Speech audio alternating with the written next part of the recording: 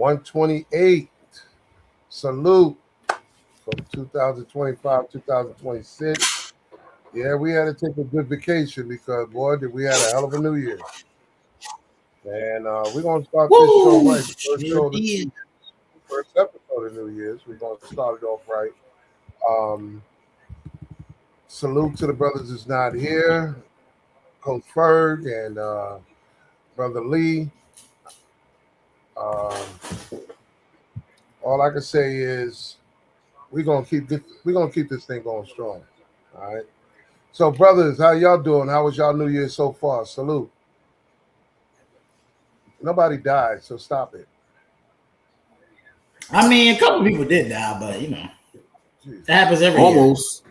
Well, we almost lost one, but thank God we did it.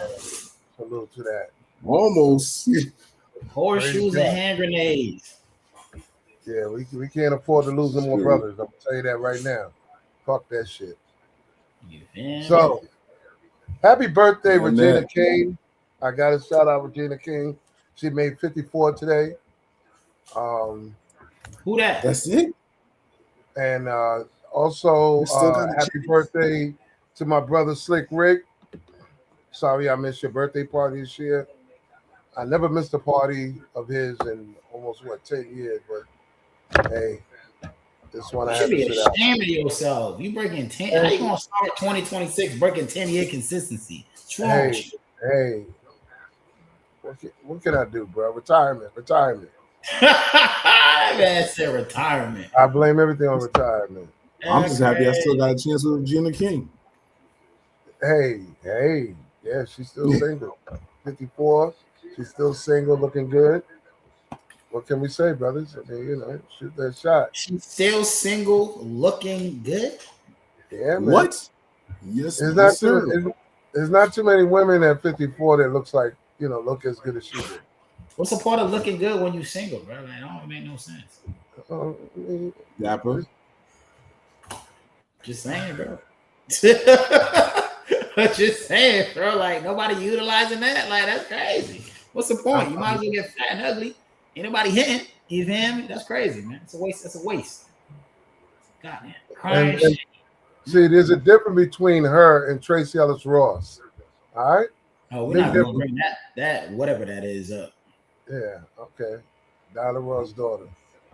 Let's get into this, fellas, because I've been excited over a lot of things lately. It's a lot of things going on, and we're gonna cover the most important thing last. But we're gonna deal with money. We're gonna deal with money, power, respect, purpose, and design. Hopefully, our beloved Evo, who has a new morning show Monday. Patrick. She has a new morning show Monday, Wednesday, and Friday at 9:00. So far, so good with her endeavors with that. So if y'all want to tune in to Evo's live on right here on YouTube, she has her morning show. Hey, never know who may pop up, but so far, so good. So let's get into those likes, subscribes, and super chats, and let's see where this is going to take us tonight. All right. Good so far. Our beloved Evo can run that first clip for us, then we can get into the show. Evo, run the clip. Number one, because we got 4 clips to cover. Come on, Evo. Evo, roll a clip. My whole picture not even on the intro no more. Oh my God! Yeah, that's crazy. Who was it on the intro? Me. Yes, you was. Did I miss it? Yes, yours was before mine. Oh shit, I missed it too. You didn't have no hat on though. You didn't have no hat on. Here we go with the clip. Run it from the beginning. Let's see this clip, man.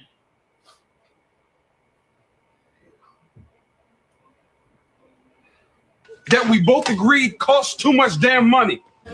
Oh, so now I'm getting punished because I went and bought something special for our house? That's right, Joan. Our house. Which means we make decisions together. One of us doesn't run off and does what she wants when she wants it. And the tile I didn't want. Because it matched my towels. And the fancy cabinets. And the new dishes you didn't show me. So I put my foot down for this one thing and I thought this was a partnership.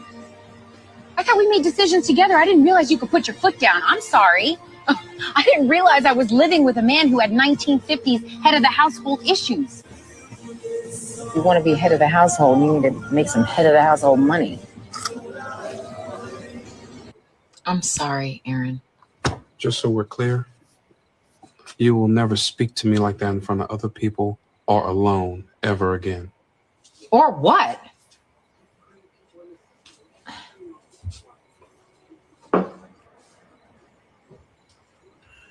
You're right, and I'm sorry. But we really need to get... I don't want to talk about it. Oh, I see. So if Aaron doesn't want to talk about it, then we don't talk about it? Okay. We both need to calm down. I'm calm. And obviously you are too, because you left your fiance out at a concert with a whole bunch of drunks, and here you are at home calmly sipping some chamomile tea. Joan, I said I don't want to talk about it. Well, I do. Okay? Let's talk about how Aaron gets to put his foot down. You don't know when to stop it. Let's talk about how we don't get to make a move in this house unless Aaron beats his chest and says it's okay. Let's talk about how this is not the relationship that I signed up for. Let's talk about, Let's talk about how there is no way in hell that you are getting some right now. You obviously want those. Because you won't be happy till you're the woman and the man in this relationship. Just a damn stove! That we... So there's a lot. Yeah, that's a lot to unpack there, brothers. What's your take on it? Shit, could have been me. That's a trigger. That's a trigger for me. That's a trigger for me. Money, power, and respect. Because look at it from the beginning. I have been me. Let's start from the beginning. We're gonna unpack it in dosage here. From the beginning, she went ahead and bought something without consulting or saying anything to him, and he took some type of offense to that because as elected leader of the household, why are you going out buying stuff and doing stuff without consulting him? Fancy bathroom, tiles, all kinds of stuff, and he made that abundantly clear. All of a sudden, the modern women come out of her. Now, I thought, yes. If you realize in that episode, that's her house, though. That's not their house. That's her house.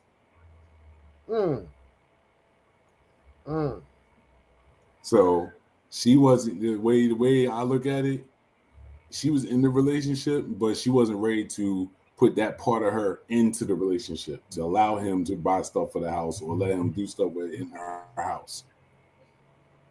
So we're talking about a situation where a guy moved in with her. Basically, they was getting big. I think that's the right episode. She was married to him, and they got together, and he moved in with her because she had the bigger place. And then she bought all the cabinets and stuff, and he wanted to buy the stove for it. But it was an argument between them, and she went and did what she did because she was still in that mind state of, I'm still independent, right, and not codependent. You see what I'm saying? So it's like I hate when they do memes like that. They don't get the full access of it. So when he would go buy something, she get mad. When she go buy something, he would get mad. But then he got to a point where he was like, you know what? We gotta work this out together. But my whole thing is that's a lot of women out there that do the same thing she do. Oh, I want to talk about it now. He's like, yo, I'm trying to be cool with you and let you know, chill out. Like, we'll talk about it. Let's both calm down. We'll come back to it. No, I want to talk about it now. All right. That's why I said trigger for me, because I went through that. So I was like, yo. So we're talking about money, power, respect, and purpose and design. So first off, like you said, she hasn't brought over the 100% of her to say we're in this together. It's selective when she's trying to make an argument, but in action, it's not coexisting the same way. Two, you don't respect a man's space when he says, not right now. Let's calm down. Okay, and three, the best point I can make to it, him taking off his pants, and the first thing she went through is, oh, you think you're gonna get some. And it wasn't even about that. No, he proved the point. He's like, you ain't gonna be happy until you the man and the woman in this relationship. Yeah. So what do you think on that, Deb? I mean, hold up. I mean, it's simple for me, bro. It's real simple for me. She way out of pocket. The situation doesn't matter because if I'm in a relationship, if I just get in a relationship with you and I start flirting with another girl in front of you, I can't use the excuse, oh, the relationship is new. You're supposed to know how to behave, bro. She's an adult. Exactly. She knows what is required of her. So it don't even matter that it was her house because it's not like the nigga was a bum. I had a house. We chose your house strategically together because it was bigger. Mm-hmm. So Exactly. I'm not a bum. You can't just come in here and talk to me any kind of way simply because we are currently residing in your home.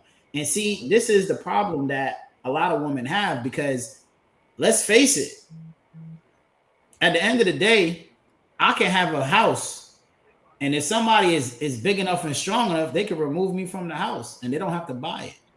He can remove her from the house. She don't got to buy it. She's a female. She need to stay in her goddamn place. It's that simple. Yes, women have a goddamn place. And I'm sick of people acting like that's not the case. She has a place. She chose him as the leader. You see what I'm saying? It's not like he came in beating his chest. She selected him. She got options. She a beautiful woman. She got money. So imagine picking a leader and then not listening to him. That means you don't listen to yourself. And if you don't listen to yourself and if you can't trust your own judgment, I will never take your advice. Because you can't even take your own goddamn advice. So it's very straightforward. But see, really out of pocket. But we did see that she was catching herself, but she was saying some crazy shit to him. Or what? No, she didn't catch herself. That's not. She did. When she said, "Oh, what?" No, and then she had to take it back in. No, that's not catching yourself. Catching yourself is, you know what? I'm not even going to say it. She said it. She didn't catch herself. She said it. The only reason she changed her tune is because she saw how he responded. That's not catching yourself. He responded in a way where she realized what she said was wrong and she changed her approach, but she didn't catch herself. Catching yourself is stopping it before it happened. If you caught a bus, you have to catch it before it left. The bus already left as soon as she opened her mouth. She ain't catch it. And you still don't get it. She caught herself because he didn't give her the reaction she was looking for. So that's not catching herself. Oh, maybe we're arguing semantics here. Maybe we arguing semantics, right? I'm not saying semantics. It's not an argument semantics. They're both saying the same thing, where he maintained his peaceful, calm tone, and regardless, she had to play along to it. Because if he's not jumping up and saying "bitch this" and all of that, that's a response that she's ready to pull out of him to feed into. She didn't get that. So in order for you to get what you want, you have to calm down. And that's the bottom line to it all. She had to calm down. She realized her outburst wasn't getting her nowhere. Yeah, bro. It's real annoying when they depict shit like that. A little remarks, but she was like, "Or what?" When she said, "Or what?" and he didn't give it to her, she was like, "Oh, well, hold up." You can tell it was like a reaction. She know which way to go. Mm-hmm. Nah, I feel that. And look at the like I tell you like this. That was a trigger for me. That was a trigger for me because it happened when I was married, and my ex-wife came at me the same way. And I looked at her. I just came calm and looked at her. That's when I knew it was time for me to leave. At that very moment, I was like, "Yep, I'm calm about it." Because it's time because it's called fighting with words. You know, if she had the strength of a man, she would have utilized that. But knowing that you don't have the strength of a man, some women will they would use their word. Some women would use their hands. God forbid, but I don't know why. But that's because any woman can be the man. I call it to grab bullets. That's why. Let me tell you something. There's not a time I've ever heard. Who the hell's this, man? Who is bald headed? We're not acknowledging him yet. We're in the middle of a conversation here. It gets his minute. But let me take this out. Let's take this out. There's not a time in Black history that you didn't hear a woman say to a man that she slept with, that she has kids with, that she was married with, during an argument, say some shit like, "That's why you got a small dick." Now, that dick wasn't small when you were sucking it, but it's small all of a sudden now during an argument because you're trying to fight with words.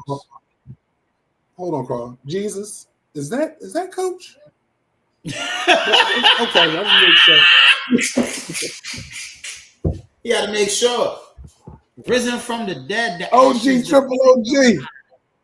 Welcome to the show finally for the new year. Glad your presence graces with your presence. Yeah, we're going to dog you out. You missed like 3 weeks of work, bro. Where you been? A little more than 3 weeks now. A little more than 3 weeks. That's why I'm stop talking. That's why I'm stop talking to black folk. You niggas don't listen, man. Y'all know I was coaching, man, for the last 2 months. I knew you was coaching. That's why I ain't say nothing. Come on, man. I try to welcome you with open arms. You know what I'm saying? Man. I thought you'd be 15 minutes, 20 minutes late for work, 30 minutes top. I didn't say you was going to meet the whole show. Listen, man. I coached 5th and 6th grade girls, man. 5th. And the only ones that gave me problems was the black girls. It is what it is. See? You see me throw my glasses like, who the fuck? Listen, my suggestion, play some Trey songs and tell them you got to go. No, man, they was kids, man. I wasn't going to do that, man. Trey songs and one of them's father was a coach. That's great. But anyway, man, how y'all doing, man?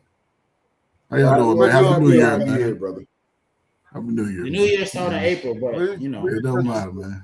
Whenever it starts, man, I hope you have a blessed one like I am.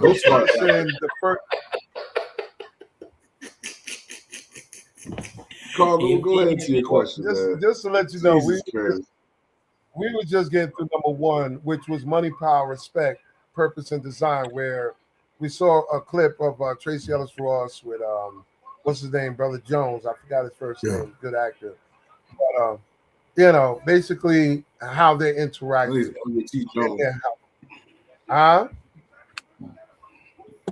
I saw the clip. So what's your take on it, brother? Because we was pointing out all the do's and don'ts and the wrongs.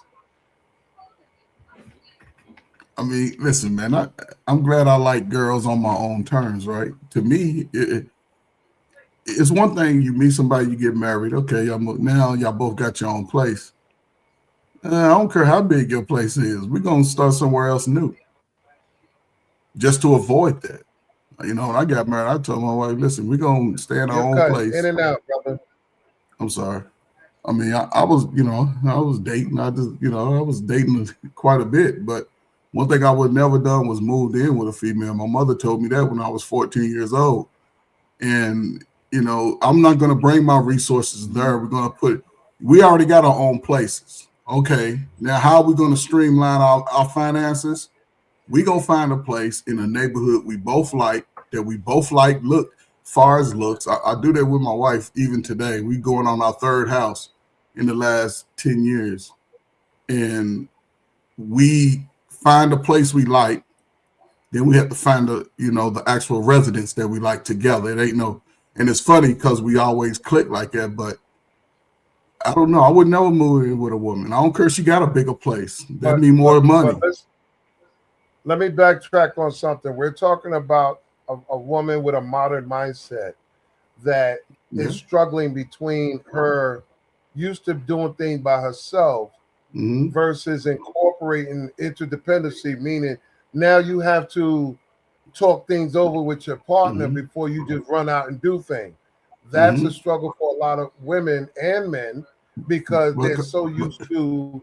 But Carl, don't we find those out in our dating stage? Allegedly, no. But you know how people. No, I don't understand. I don't know what y'all be looking at because it don't take you 5. You've been with somebody a year. You know exactly how they move when they get paid. When they get paid, allegedly. See, let's look at it, Coach. We've had conversations before last year where we talked about how people really don't pay attention to each other. Well, that's their fault. That's what I'm saying. You can't complain. Hold on, you can't complain after you do.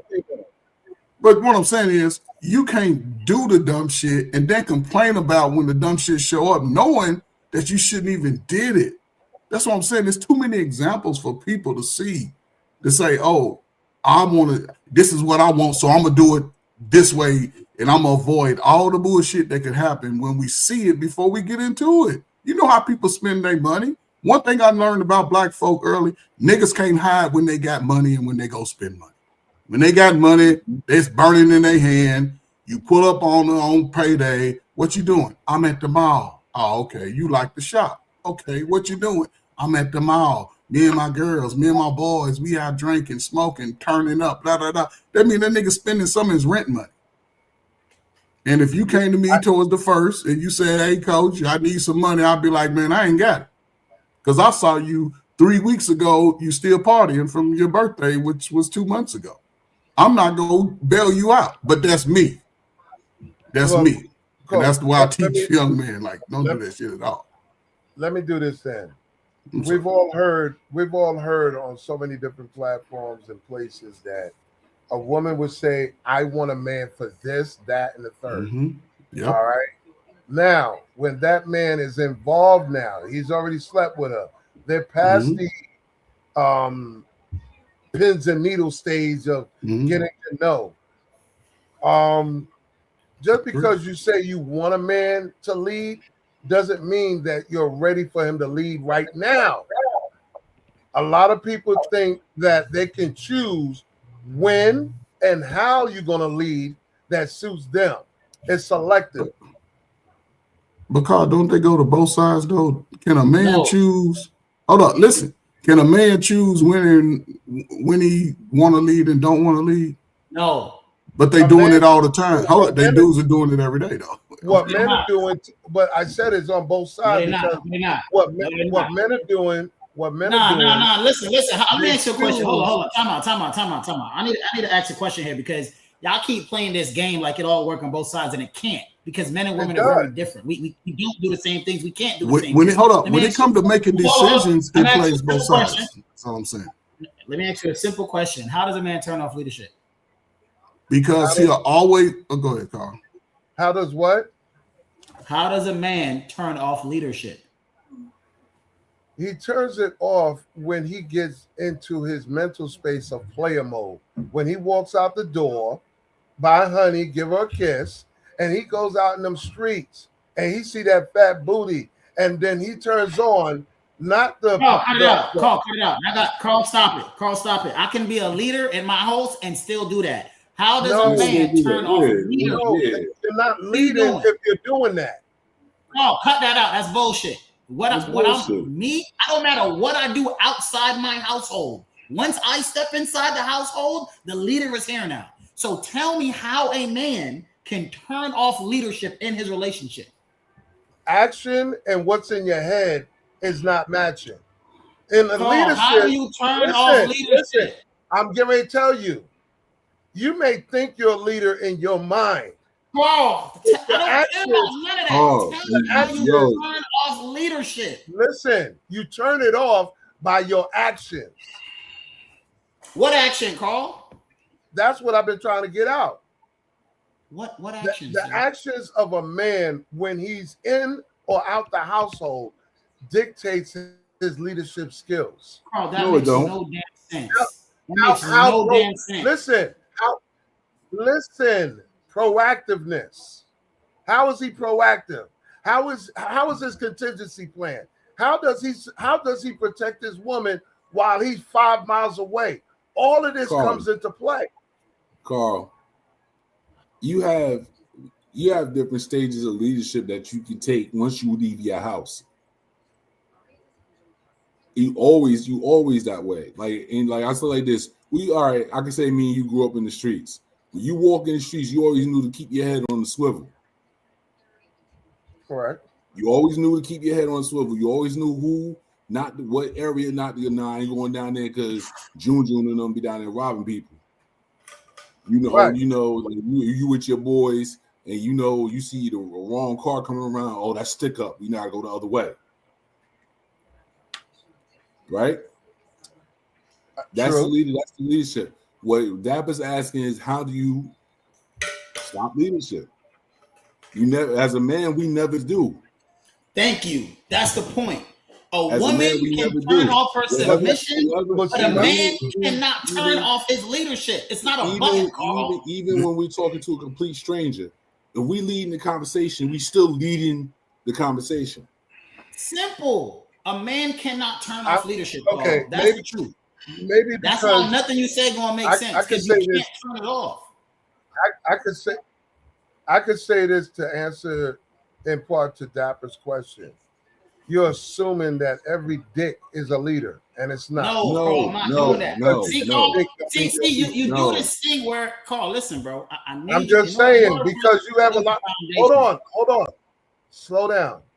A lot of dudes are assumed leaders because they're male.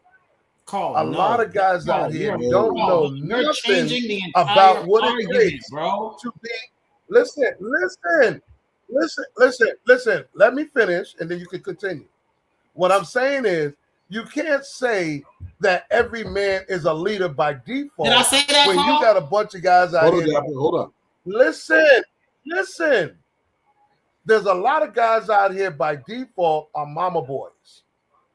There's a lot of guys out here that was never taught how to tie a tie or how to take a shave or anything. So leadership has to do with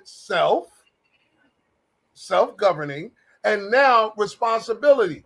Are you going to sit here and tell me that a man is a leader when that motherfucker never did anything for 5 years straight other than run his mouth?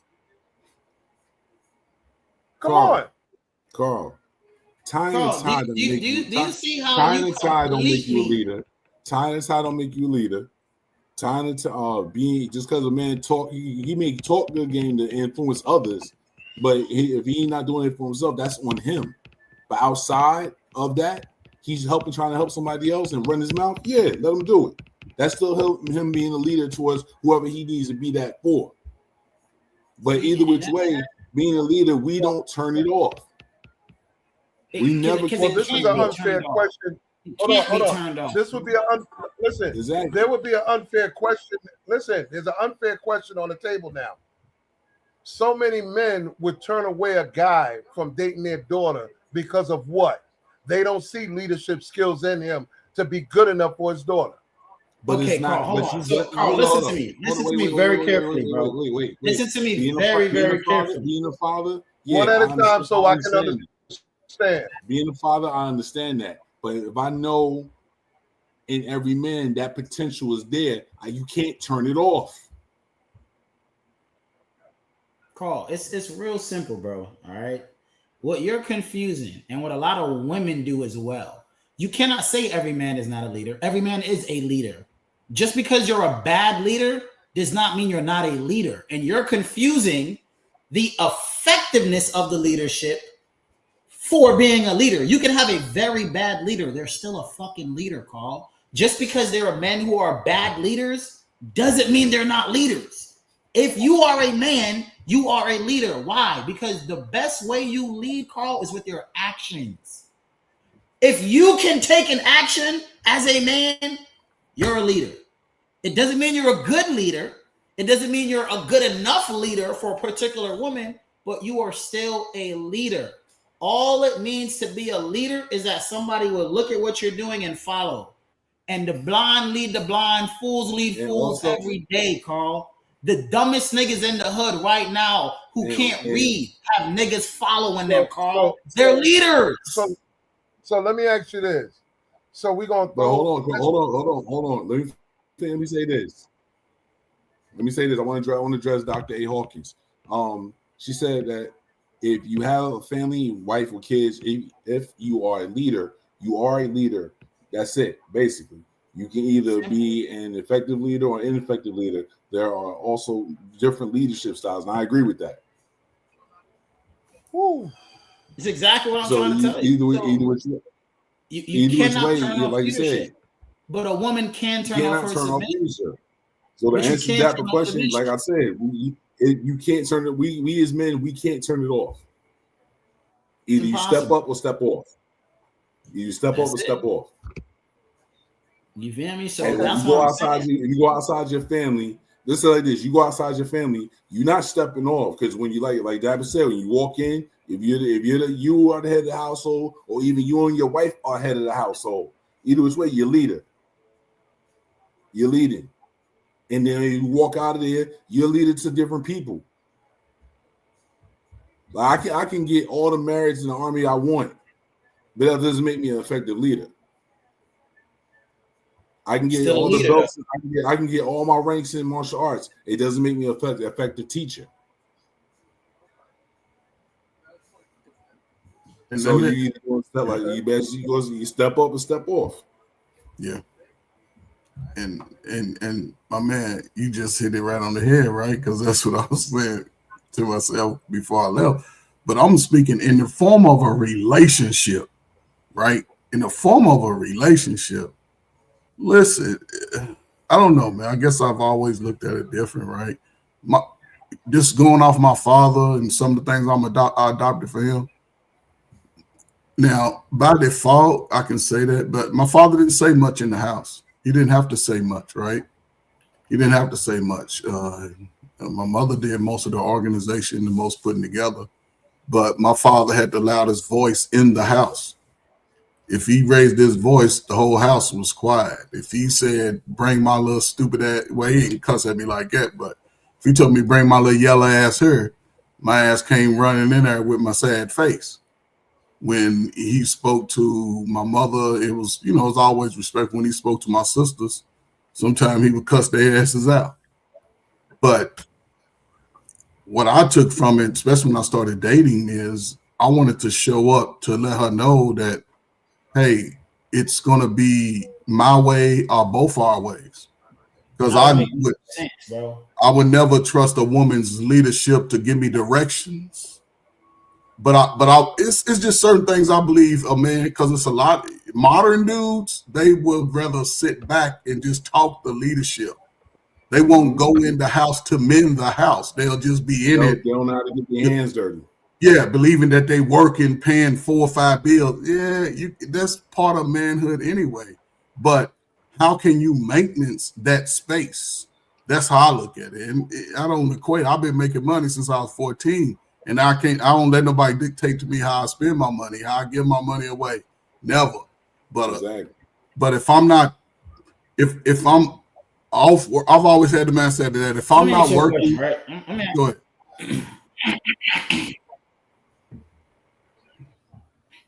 But see, my thing. No, I was just going to ask a question on that thought process. Let me pause everybody real quick. I thought you was going to ask. Coach, I agree with you on a lot of things. But like I said, if my wife gave me some advice that I know she's been right 20 times before on, I'm listening. Yeah, I agree 100%, bro. I'm taking it 100%. And that's how. But again, that's a part of leadership, because leadership is more than just. Hold on. In this position, you got to mind my authority because it's fair. Leadership is guidance. It's a whole. Being a leader, you got to be able to listen to your people. Yes. All right. Can we pause for a second, because I want to thank Army Life for the super chat. Thank you for the super chat, brother. I appreciate you. Salute to our enough to pay the rent, can we delay the bills? Another dollar getting spent, another day to chill. I can't afford to play it safe, I gotta make a deal. It's gotta be another way, a Cadillac DeVille. Salute to us vets, man. We got a lot more to cover here, fellas, so I gotta move to questions. So we need Evo, our technical production staff, to play that second clip so we can move on to the next one, because we got a lot to cover tonight. Hey, Queen. Play that second clip, please. Oh, you're a queen, not a dude. My fault. I apologize, Army Vet. Army Life. You got a big chin like me. Yo, Dad, mute. We're waiting for that second video to be played. You got to be on point. Thank you. Appreciate it. Selective equality.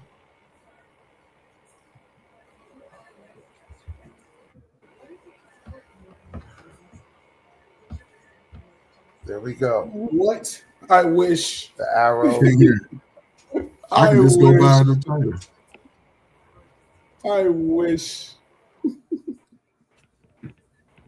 For females and niggas, okay? I already did it this month, okay? All right. Speak So up. the trend is pay your nigga rent, all right? So y'all got 27 days. I'm giving y'all to next month, all right? February 1st, all right? Have that rent money, okay? No cap. We trick on niggas over here. No broke shit.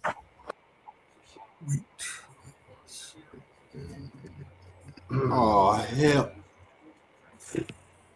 I know her. Okay, basically what she's talking about, it's a new challenge that she wanted to put out because you know every so often we do come out with these different challenges of all sorts, and that's the purpose of challenges, to challenge you, right? But this challenge that she's speaking about has to do with women. If you're in a relationship with a man, try paying his bills for that month. Pay his rent, his mortgage for that month. That's what she's talking about. She's daring women as a challenge. Pay that man that you sleep with, that you claim you love, that you want a long-term relationship with. Pay his bills for 1 month. Let's see if you can do that. I know her, yo. She about that life. I'm kind of complacent about it because I don't want to look at it as what she used, tricking. But let's take this a step further. If something happened where this man doesn't have any contingencies and he relied on you to have his back, can you? Will you? Two different words. Can you and will you? You may can, but you won't. No, that's the biggest lie of them all. Most niggas are broke, Carl. Two people living in different spaces. Ain't nobody got no money to pay nobody else's rent. That's a fact. Ain't nobody got it. These niggas out here crying about $1,200 for their own apartment. Man, ain't nobody got that money like that, man. Most regular people, and look, she probably in her 20s. Listen, man, come on, man, let's be real. She's 30, she's like 30, 32. But they the biggest liars, on the market. No, she ain't a liar. Man, I can't. What I'm saying, she do it. Majority, most women ain't go be nowhere near that. No. Man, ain't nobody paying nobody. I can't say that. You know any women right now that pay a dude's rent. My thing is not rent. I know women that are in a position to do it. They what? Hold on. Are they doing it? That's the bottom line. Are they doing it though? No. Listen. I can say like my cousin, his girl can do it. His girl can do it for him if she wanted to. I'm just saying. If he actually, she would do it. I know that for a fact. I must have a delay. There is a slight delay, and who's these two people on the bottom? I need to know. I know Dap, you're here. I see another window here. You took a phone. I don't know who that other window is. Yeah, just step away for a second. But like I said, there are women out here that can. Sorry if some guys never experienced a woman that can. And then there's women that would. Okay. Sorry you didn't meet those women either. It has a lot to do with what you pick. If you're picking a chick based upon body parts and not more than that, then you're going to experience what you experience, a broke chick, as Coach referred to. But however, if you're dealing with certain quality of women that have resources that can say, hey, you know what? I know you're in a bind. You can't get to whatever right now. I got you covered. I got your back. What? Then salute to you. But are you talking about a certain character? Are you talking about a certain character of a woman, not a quality? It's a character. It has to be in her character.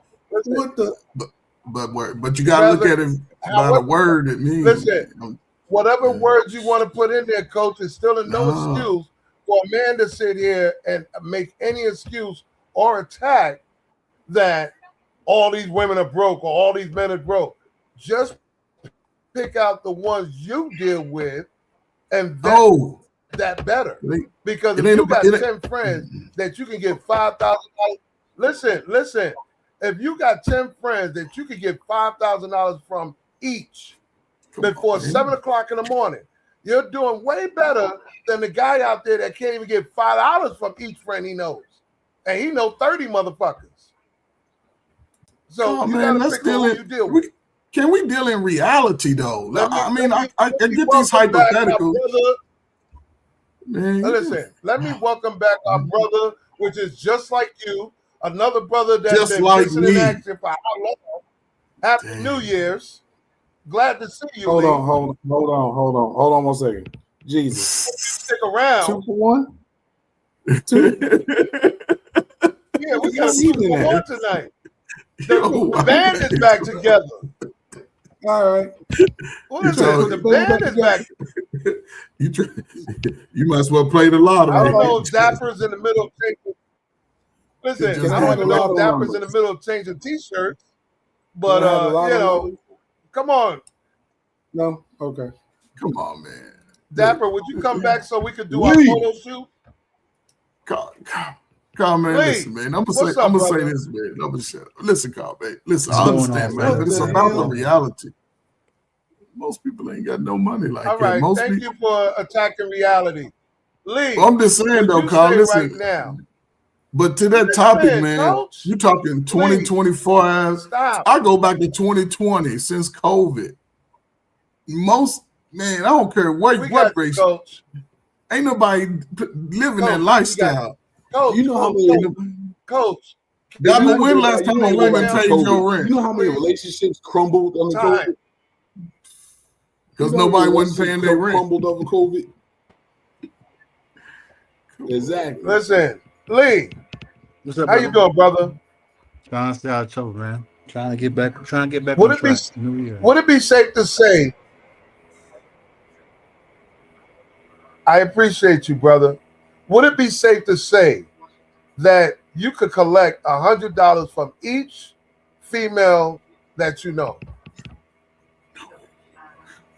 Based on what? What the hell? Just because I need $100 from every female you know. Is that possible in your world? First of all, no, they're gonna ask me why. First of all, Carl, you putting up a mythical asking of a question. They're gonna ask me why, bro. Hold on. That's problems right there, bro. So that's problems right there. Listen, would y'all stop and slow down? Females, slow down. So if you got to answer that, question. The topic that we moved on you probably need to go out and come back in because you got was some challenge that a female says paying a man's rent or mortgage as a challenge. Okay, Coach is taking a position that these chicks ain't doing that shit because everybody's broke. I said it depends on what kind of friends you have and vet. Because again, I know 5 people that I know can pay my shit. They're capable of doing it, and they would do it. How many months you think they're going to do that, Carl? Okay, from that perspective. Okay, I got you. How many months are they going to do that? They're going to do that shit for 1 month. Ain't nobody going to pay your rent 3-4 months. It depends on who you deal with, brother. Come on, Carl, man. We all dealing with regular working people. What are we talking about? So to answer your question, Carl. Let me let you answer. Let me just say this, Carl. If you got 5 that you can do, one of them is going to be mad at the other ones. But one of them it don't work like that. It don't work like that. Ain't no dude out here that got a woman running around with 5 female friends. It makes no sense. So let me answer your question, Carl. You got to realize that you're asking me on a personal level. No, there's a reason why, because my lifestyle might be more expensive than what they can afford. So the average woman, no. The average woman, no. Don't get me wrong, but do I have people as females that I can literally call and say, yo, you know, blah, blah, blah, because they now maintain the same lifestyle? Yes. But when you ask that to an average male and female, you probably won't get the same answer. And this is why I said from early on, you have to vet. That's going to be like, nah, that makes no sense. And my point it is makes no this: sense. It's always if you what go have to out do. there, if you have 5 friends that make $100K a year, let's say, I mean, really, have you ever went out to a barbecue and or even a family reunion or anything where everybody had to chip in over $100? Not too many people, you're right, will be able to do that without an excuse. Okay, Because that's but then family. That's different. but there's some Carl, people in that's this different. world, coach, that listen, there are some people in this world that can go inside. There could be 5 brothers walk inside of a restaurant and all of them put $100 on the table. Yeah, I can understand that, Because Carl, that's but we the talk. lifestyle. But that's the lifestyle But that we have. But women are no different. No, Carl, that's totally Women are no different. That's totally different. different. man, You're listen, man. just Yes, they not are. picking the right women. Carl, man, listen, man. I Who's don't. Again, no, we got bro? to get out of this fairy tale, man. She is young, It's a right? fairy tale to you because of what No, you encounter. no, I don't no. encounter people Carl, that are broke hold like up, that. Carl. How many people have you encountered in Texas, Arizona, Florida, Miami on a daily, weekly, yearly basis? How many people that you know go to work 9 to 5? In New York is different because y'all salaries are higher, but $100,000 job in New York is a $60,000 job in Florida. It's the same. It's called economics, right? So let's just say, hold up. You Carl, work allegedly every day, retired off. You got this right, just like black people, because the numbers are what they are. Less than 10% of niggas, black, white, Asian, whatever, make $100,000. So somebody's lying all over the YouTube streets because everybody can't make $100,000 and be on YouTube screaming all day. They don't work like it. You got to have boots on the ground. So let's bring it back to the normal people, right? You meet a woman. How old are you, Carl? Let's just say she's in her 30s. Yes, they'll do that because of women. A lot of women in their 30s, they believe they're in love. They want to get married. They'll go in, right? But on a regular basis, from a 20-year-old to a 56-year-old, you can even have wife school. You ain't going to pay a nigga's rent more than 1 month. What are we talking about? Yeah, baby, I ain't got it. All right, let me go and help you out. But the thing that somebody got 2 different households, ain't getting no child support, kids are grown, got a limited income that they're going to be paying $1,200 regularly for a dude. It makes no sense because But you you're wouldn't making do it it, for a woman. but you're making it sound like it's ongoing when the topic was this is a challenge that she's saying for 1 month. Women, you are sleeping with a man, you're involved with a man, you're in love with a man, you got kids with a man. For whatever reason, pay his bills for 1 month. That's all she said. She didn't say ongoing 2, 3, 5 months, 6 months, a year. 1 month. That's all And she said. I'm saying 10 people So would probably do that shit. the wake up call from that challenge to me, in my interpretation, brothers need to start vetting and surrounding themselves with people that are like them. If you're struggling to pay your Or how bills, about, then how get about around me? people. Or how Hold about on, just hold on. If you're struggling as a man to pay your own bills, then you need to get with people that are not struggling with their bills. okay? Well, then how about just have your own reserve so you don't have to worry about that? That'd be nice too. That's what I always say about contingency. But while you're building that or getting that or whatever, make sure you surround yourself with people that are not in that same boat. You'd be surprised how many people out there that are not in that same struggling boat. They're in maintenance boat. I'm maintaining a house and a 2-bedroom apartment Because for the people who last are how in many that years? lane, people who are in that lane ain't gonna be Listen letting nobody pay their rent. It ain't happening. to what I'm saying. Exactly. We as black people waste money because we don't know how to budget. Generally, we don't. If we look back at the last 5 years Nah, of how much money we spent on things that we shouldn't I have. can't agree with that. I can't agree with that. Oh, really? If we Nope, I go can't back agree with right that. now and look back at money that we could have not spent on something, we have a lot of regret when it comes to money. Most of us. I know I have. No, Well, that's you, Carl. Most people ain't. I got over at least 10, 15. Most people I'm ain't just you, saying. Carl. What you got to understand is a lot of people that don't regret spending the money they did. Right. And so, Carl, what you hold up?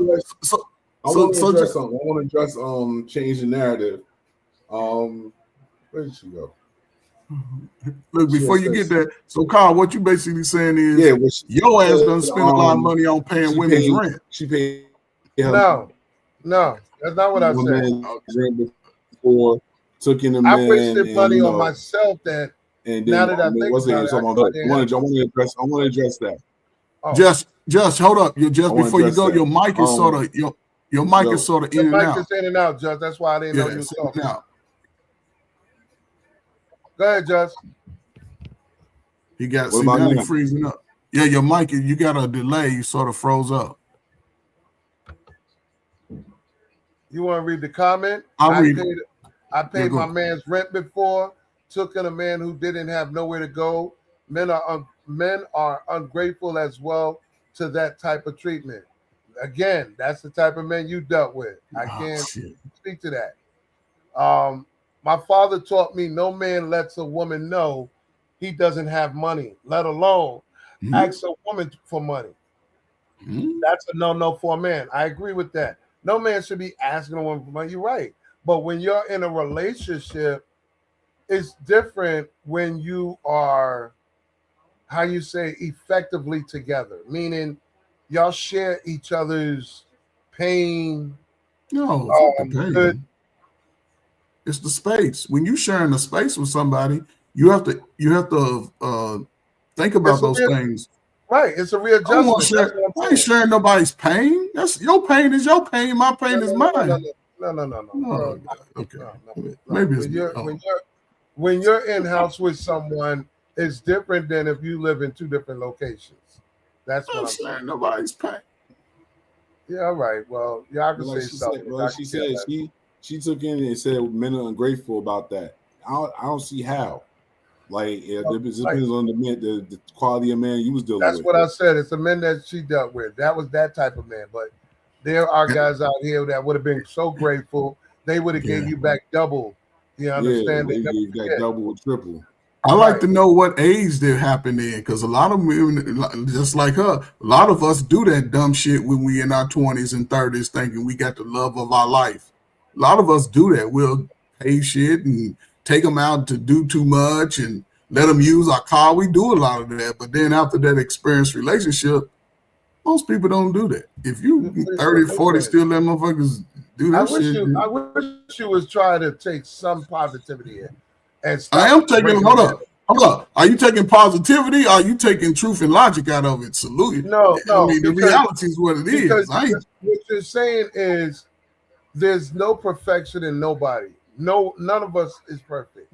Exactly. So we all put in our eggs in one basket. Exactly. That's why they call it your first love. Because people are doing this behavior right now in 2025. That's right. What you ever heard. Listen, you ever heard the term hopeless romantic? That's what women do, Carl. I don't do that. I don't do hopeless romanticism. That's you. But hopeless romantic. So men do that? Hold up. So do men do that? So hopeless romantic. Listen, hopeless romantic is not gender based. That's anybody, male or female. Hopeless. Okay. I believe in love, yeah. But we got to read about these things now because words got power, right? Right. I believe in love, but I ain't no hopeless romantic. Shit, what the hell is that? What y'all doing? Throwing flowers to everybody you date, everybody you meet don't get flowers. See, that's the limitation that you're at. Why you're not romantic? I'm not most people. I don't complain about women. I don't complain about money. So my hopeless romanticism, whatever it is, has got me to, I'm 57 years old. I ain't have to do shit for a lot. This is not a commercial. But what I'm saying is, I have to be in realism. The realization of what it is helps you thrive. But if you're realism, then apply what's happening today and not what you did personally. I'm not. I'm applying it to today. Because what you did before can't not be applied to today, brother. It can. It can be applied. And it's being applied.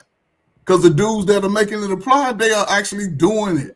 The women that making it apply, they doing it. They not sitting there talking about I can't find a man. They going out and bypassing all of the rhetoric, because YouTube bring a lot of rhetoric, and they going and focus directly on the people, like you said earlier, who they align with.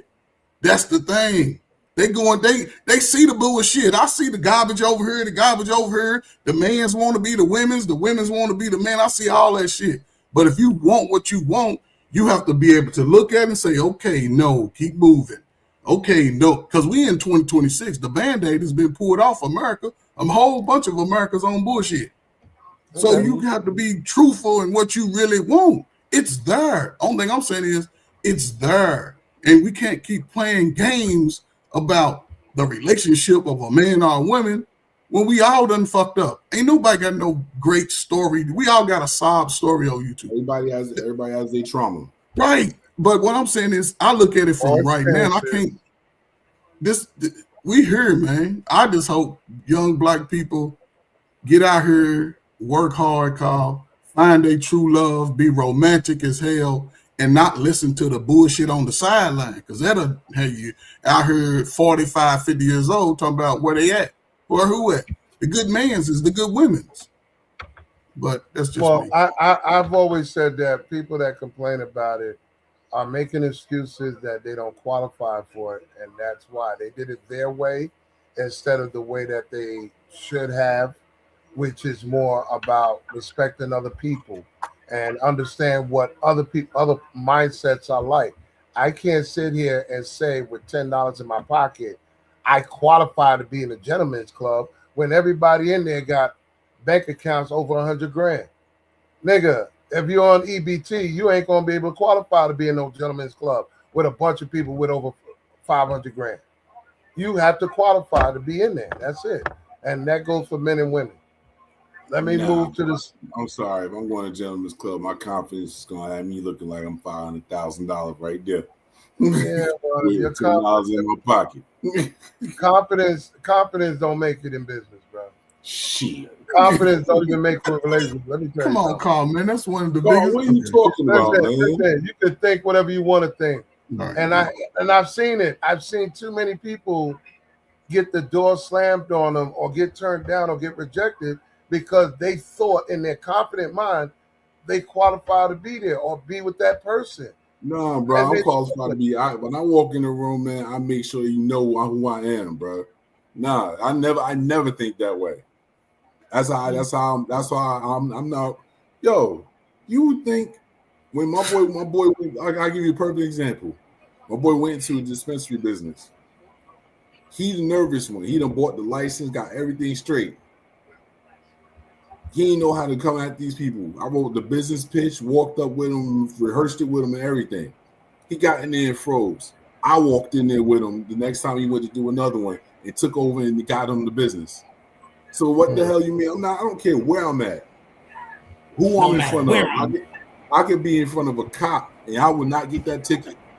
Knowing I did speed at 100 miles an hour in the 25, I won't get the ticket. Because I'm confident enough to know, like, all right, I already know my laws. I know what he's going to say. He's going to say I did it. I'm going to deny that shit all the way through and be confident about it. I'm talking about walking away from the ticket. I'm bold as hell, bro. And you can never, my pops taught me, you can never not be too confident when you come down to business. Especially when you're trying to get you out of a situation. Be confident all the way through. How do you say back in the day, die with the lie? You die with that shit. Fake it till you make it. You fake it till you make it. No, don't do that. I never heard no black. You the first black man I ever heard said confidence is gonna get you nowhere. Nah, we were born with it. I didn't say confidence don't get you nowhere. What I'm saying is, I didn't say confidence don't get you anywhere, but it doesn't by itself get you indoors, because a lot of times the people that's been living behind them doors, they can see through you and tell you don't belong. Or Carl, that's not always true, though. That's not always true, because I've talked to CEOs, I've talked to Fortune 500 company people. They'll sit up there and be like, "Yo, you're gonna go far with just you being that arrogant." I'm an asshole, bro. When they come down to business and handling stuff, I'm an asshole. And I go all in every which way. I don't play around with stuff. I'll tell you like this. It was one podcast I was on. These fools want to sit there and play games about the business part. I ain't play games about the business part. I went and bought this shit myself and fucked their whole life up. Mm-hmm. I'm glad y'all said what y'all said so far because video number 3, they still mad at me. Listen, let them niggas be mad. I'm glad that y'all all said what y'all said, except Dapper, because Dapper was changing shirts or whatever. Here comes video. Here comes video number 3. You was going so long. You missed Lee, bro. Lee was in. We got to get to video number 3. Let's play this out because we got, a lot more to deal with in this short amount of time. And please like and subscribe. Tell your friends. Come on, we're still back every Thursday, 8 o'clock. We ain't going nowhere. At least I know I'm not. And we're going to pray for the brothers to stay with us and do this every week. Play video number 3, please. Our beloved Evo production staff in the back.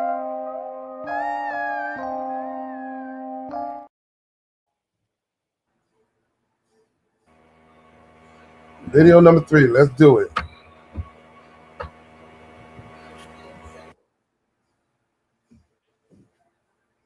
Coach, pay attention. I'm saying I'm 27.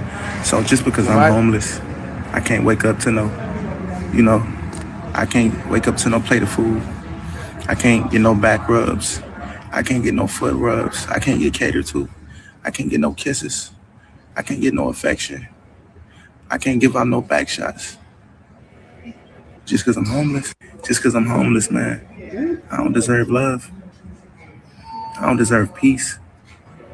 I don't deserve a smile. Just because I'm homeless. People making death threats about me because I'm homeless, man. I just want some love, man. Where the real women at? Back me up, man. We're the ones who loyal, the good women, man. Who see the potential in a man. Why y'all gotta dog me out? What I do? Damn. End of the day, man, I know I got problems. I know I got heart problems. I know I got blood clots. I know I'm currently homeless. I know I have no money in my pocket. But I got a heart, man. How y'all doing, man? It's for the ladies, man. I'm Shay, I'm 27. So just because I'm homeless, give me a good woman. I can't wake up to no. I gotta get a white one. Stop it. I can't wake up to no plate of food. Stop it. I can't get no back. It's got 2 of them. Stop the second one, so another one going. So let's deal with this. Here's a guy. Carl, you got it on the background? I'm just saying, let's do this now. Carl, you got it going on in the background? No, it's done. No. It sounds like it's still playing. Mute YouTube on your side. It's done with. But mute YouTube on your. So what do y'all got on? I don't hear it. I don't hear it. First of all, that dude probably got a whole house in a car. Don't assume. Go by what you see in front of you. Don't assume. Go by what you see in front of you. We gotta use common sense. Go by what you see in front of you. Why the fuck you worried? First of all, why the fuck you worried about a goddamn date or some shit? You need to get that fucking place to live with some food in your belly. Fuck all that shit. I ain't worried about no ass or no woman. Don't worry about trying to eat. I've been homeless. Nah, you don't think about that. You think about worrying about what you're going to your next meal coming from, how you going to see your kids if you got them, and what you're trying to do to get back. Hey man, come on, man. We know we see plenty of homeless people. Hold on. Fellas, stop. Dapper. Hold on for a minute, Josh. Dap. Yo. Is that a leader? Is who a leader? The dude on the video. The brother that was in the video. He's not in a relationship. No, he's not even. Is he a leader though? No, he's not in a relationship. In order to be a leader, don't you gotta have somebody following you? He's not in a relationship. He needs to relate to his ass in the place. Thank you. Now, if he did start effing a girl, he would automatically be a leader. Damn. He tell him to toot that thing up, split that thing open. Nah, you looking at wide it now, open, man. and Come she on, listen, man. leader. Simple as that. That's I don't know why y'all like to play these games with me. Y'all know better. So you equate your leadership to, I mean, not you, but you equate leadership to just directing a woman in the bedroom. Leadership is simple. If Lord somebody Jesus. follow you, that's it. I'm glad That's all it is. You try to overcomplicate you didn't play leadership. football because y'all would have Leadership been. just means somebody following you. That's all. Okay, I get it. If you look at it, if you go about a definition, but in I mean, what else you So supposed you're to not a leader until you're in a relationship. Hold on. Let me make sure. Hold on. Stop. Slow down, fellas. What you're saying is you are not a leader until you're in a relationship. Prior to a relationship, you are not a leader? Right. That's not what I'm saying, I'm Carl. not What I'm saying saying that. is this. I'm Okay? not What saying I'm that. saying is very Hold on, simple. Dap. Hold on, Dap. I'm saying with that brother right there, if he's really homeless, he ain't even tapped into his potential to be a leader. Because if he was a leader, he'd start with himself to get his ass out of the situation he in. And we know he not homeless because the niggas on the whole iPhone 14 recording a video on goddamn Instagram. He ain't homeless. With a spanking new Carhartt jacket and shirt and hat. Thank you. Like it's so like people fall for shit so easy. Like just you are assuming. See, Kahan, we assuming. You're assuming. But you assuming You're too, assuming. though. Who assuming? Carl, you assuming too because listen, Carl, people are looking at the reality of it. That's the thing. And but man, he just hit it again on the head. He said, listen, now I can understand he's sitting in his lonesome space, wherever the fuck it is, a shoebox or whatever, and he's sitting over there thinking about some, damn, I wish I wouldn't have fucked up my ass. Dang, I wouldn't have fucked up because I'll be getting me some ass right now. I understand that. But as a man, nigga, if that's what you thinking about at 2:30 in the afternoon and 8 o'clock in the morning getting some ass every day, and you ain't trying to get out here and get you a job and get out of that homeless situation, man, nigga, don't stay away from them type niggas, man. That how you broke this joke out here. Come on, man, stay away from them. Okay. I got all right. Let me get Let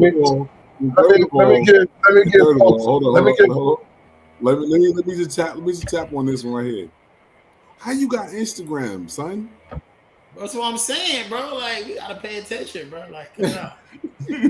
Oh, it's probably got 3,000 I need y'all to fuck out of here. I need y'all to understand something. I need y'all to understand. Let me say something, please.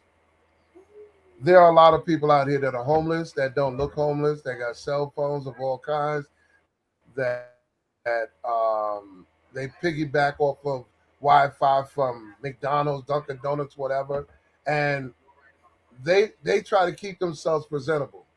And they do get around. They do be in the clubs. They do be in different places that everybody else be at.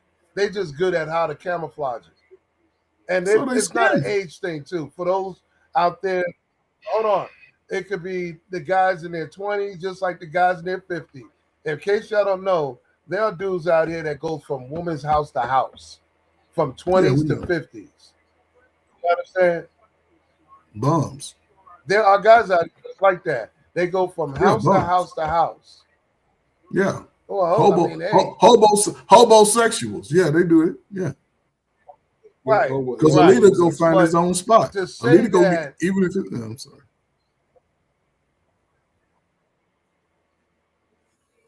This is crazy. But see, that's what I was trying to define with Dapper. Are you a leader before you get the woman, or you're a leader after you get the woman? Because I was under the assumption that you prepare yourself with leadership skills. We just explained it to you. I told you this. I told you leadership cannot be turned off, Carl. So it's a foolish question because what you were trying to do is bait me into saying that this man is a leader, but he doesn't have a home. Really, what you were going to do is bait yourself into realizing that he is a leader. He's just a one that fails. He just ones that suck. And that here's the thing now, Carl. Here's the thing. A lot of super successful people have been homeless before. So am I to say that Jim Carrey was not a leader because he was homeless before he became a millionaire? I've been homeless before. Was I not a leader? Nigga, I had 2 girlfriends when I was homeless. You see what I'm saying? So that's why I told you it don't matter where I go, I am a leader, irregardless of the outside situation. I'm gonna get it done. You feel me? My circumstance currently does not define who I am internally as a human being, Carl. You feel me? So I ain't want to have it. You feel me? It's like what you were saying just didn't really make any sense to me, Carl, because I've been in these situations personally. So in other words, you're saying. So in other words, I'm asking a question. That type of dude would be okay with dating your daughter, your sister, or your female cousin. See, Carl, that's Hold the up, wrong first, question. I got that. I got this one. That's a yes or no question. Go ahead, brother. It's a yes or no question. First, oh nope, ain't no yes or no question. First, my sister grown. Do what else you want. It is a yes or no because the question if my daughter's grown, if my daughter's grown and can make decisions on her own, paying her own bills and everything, I can't say nothing to what choices she make. I can give advice, but I can't say nothing. So when a daughter is grown, I know what Carl will go with this. If it was my goddaughters, it's going to be you can't do that, this, that, and the other. When a daughter is grown, protection is over. No, I'm still gonna protect her, but I'm gonna let her live. I'm gonna let her live her life. Oh, let her find out how life really is. So let's go back to the question. Carl, So let me go back to the question then to that. Hold on. Let me go back to the question to that. That dude is dealing with your cousin or your sister or would that be sufficient for you? Carl, this is the reason I said would to you be that okay with a guy like that? Carl, listen, please hear me out, brother, right? Certain questions are nonsensical. Who cares if it's efficient for me? I ain't sucking a nigga dick. I'm not dating the nigga. It don't matter what I think about it, Carl. It doesn't. It literally doesn't matter, Carl. So it's a foolish question, in my opinion. Humble but accurate. Oh my God! It's like that movie Acrimony, right? In the movie Acrimony, the nigga was considered a bum. He was working on a battery. He was working on something. Everybody considered his bum. The family told him to leave him. She finally leaves him, and then the nigga becomes a multi-millionaire, and she goes insane because now she's watching another girl live the life she should have lived, but the nigga was a bum, though. Was he a leader? Yes! He was a leader, regardless of his current circumstance, Carl. So I'm trying to show you. You gotta. This is what we need to stop doing, bro. We need to stop trying to put down other men to make ourselves look shit. God made him a man, and God don't make no mistakes. You don't get to decide if he's a man or not. God made him one. Deal with it. Now, maybe you can beat that nigga ass. Maybe you can get more money than him. He's still a man, and he's still a leader, and you need to respect his sovereignty, bro. It's that simple. Because you know what? You might be up on him right now, but you might not be up on him 5 years from now. Bill Gates was a lame. Elon Musk was a lame. You understand what I'm saying? Jordan. They white. They ain't nigga. You gotta tighten up out here, man. Out here, bro. Listen, Dapper. Listen. I hear what you're saying, man. I can give you. Hold on, Coach. I can give you a perfect example of how Dapper trying to say. Malcolm X was a pimp. Yeah. But it's so was Martin Luther King. Barry White was a bunch of hoes. It's a difference, though. Barry White was a kleptomaniac. But it's a difference. James was a drug addict. But again, though, okay, so again, those men, who they were and who they grew to be, right? However, now it's a difference in what Dapper's saying and Carr saying. Yes, there are going to be situations a man is down on his luck. Yeah, but also on the flip side, if you're not trying to build out of that rut, then what are we talking about? No nigga deserves nothing. And it ain't, and again, it's about calling out the bullshit in a man, that his behavior over time. Most dudes act this fucking way for years. And then when they get to a place where because we all do it, our mind flips. That's called growing up. When these niggas realize they've been fucked up for 10 years, like, damn. But now they go into this modern mindset. I feel like I should know, nigga. You got to wait in line. You still got to put in your work out here in the reality of it as a man. So yes, I can get it. A mindset of a man should be a leader, but if your behavior is showing that you rather stand back over in the corner with the women instead of getting your ass out here and building this fence, pulling guard, Dab, you know what that means. Your ass ain't a leader. You over with the women and children when the shit go bad. So for me, it's about how you gonna show up when you in those situations. I can't stand that shit. I ain't never been in that place. I ain't never been connected. My friends don't even think like that. I don't want to be with nobody go believe that if we in a rut, we gonna stay there. Hell no. You got to get out of that. Because once you stay in it, you start passing down generational curses. Then you go tell your dumbass kids that life is bad and they can't do nothing. And they're going to be looking at you when they're growing up like, damn.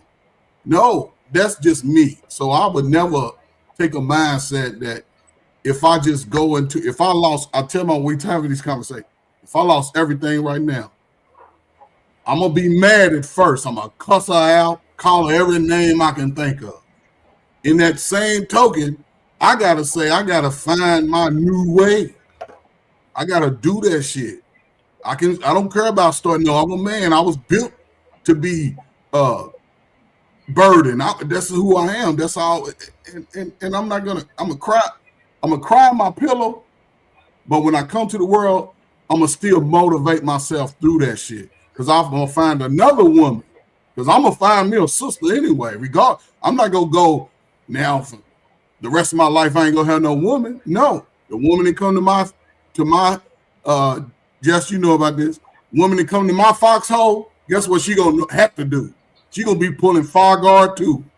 Your ass, you off all that bullshit. You going to pull far guard. You going to cook. You going to clean. Or you can go over with them niggas that stand with their tight jeans on and don't do shit, but look at you and yell at. No, I don't play. I don't know. See, and that was another question I was going to ask earlier. Because you had said something, you was like, a lot of these dudes, they don't know how to do nothing with their hands, right?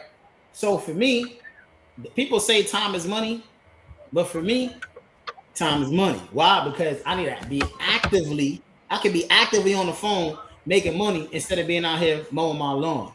So does it make a man less of a man because he pays somebody to do a service instead of doing it himself?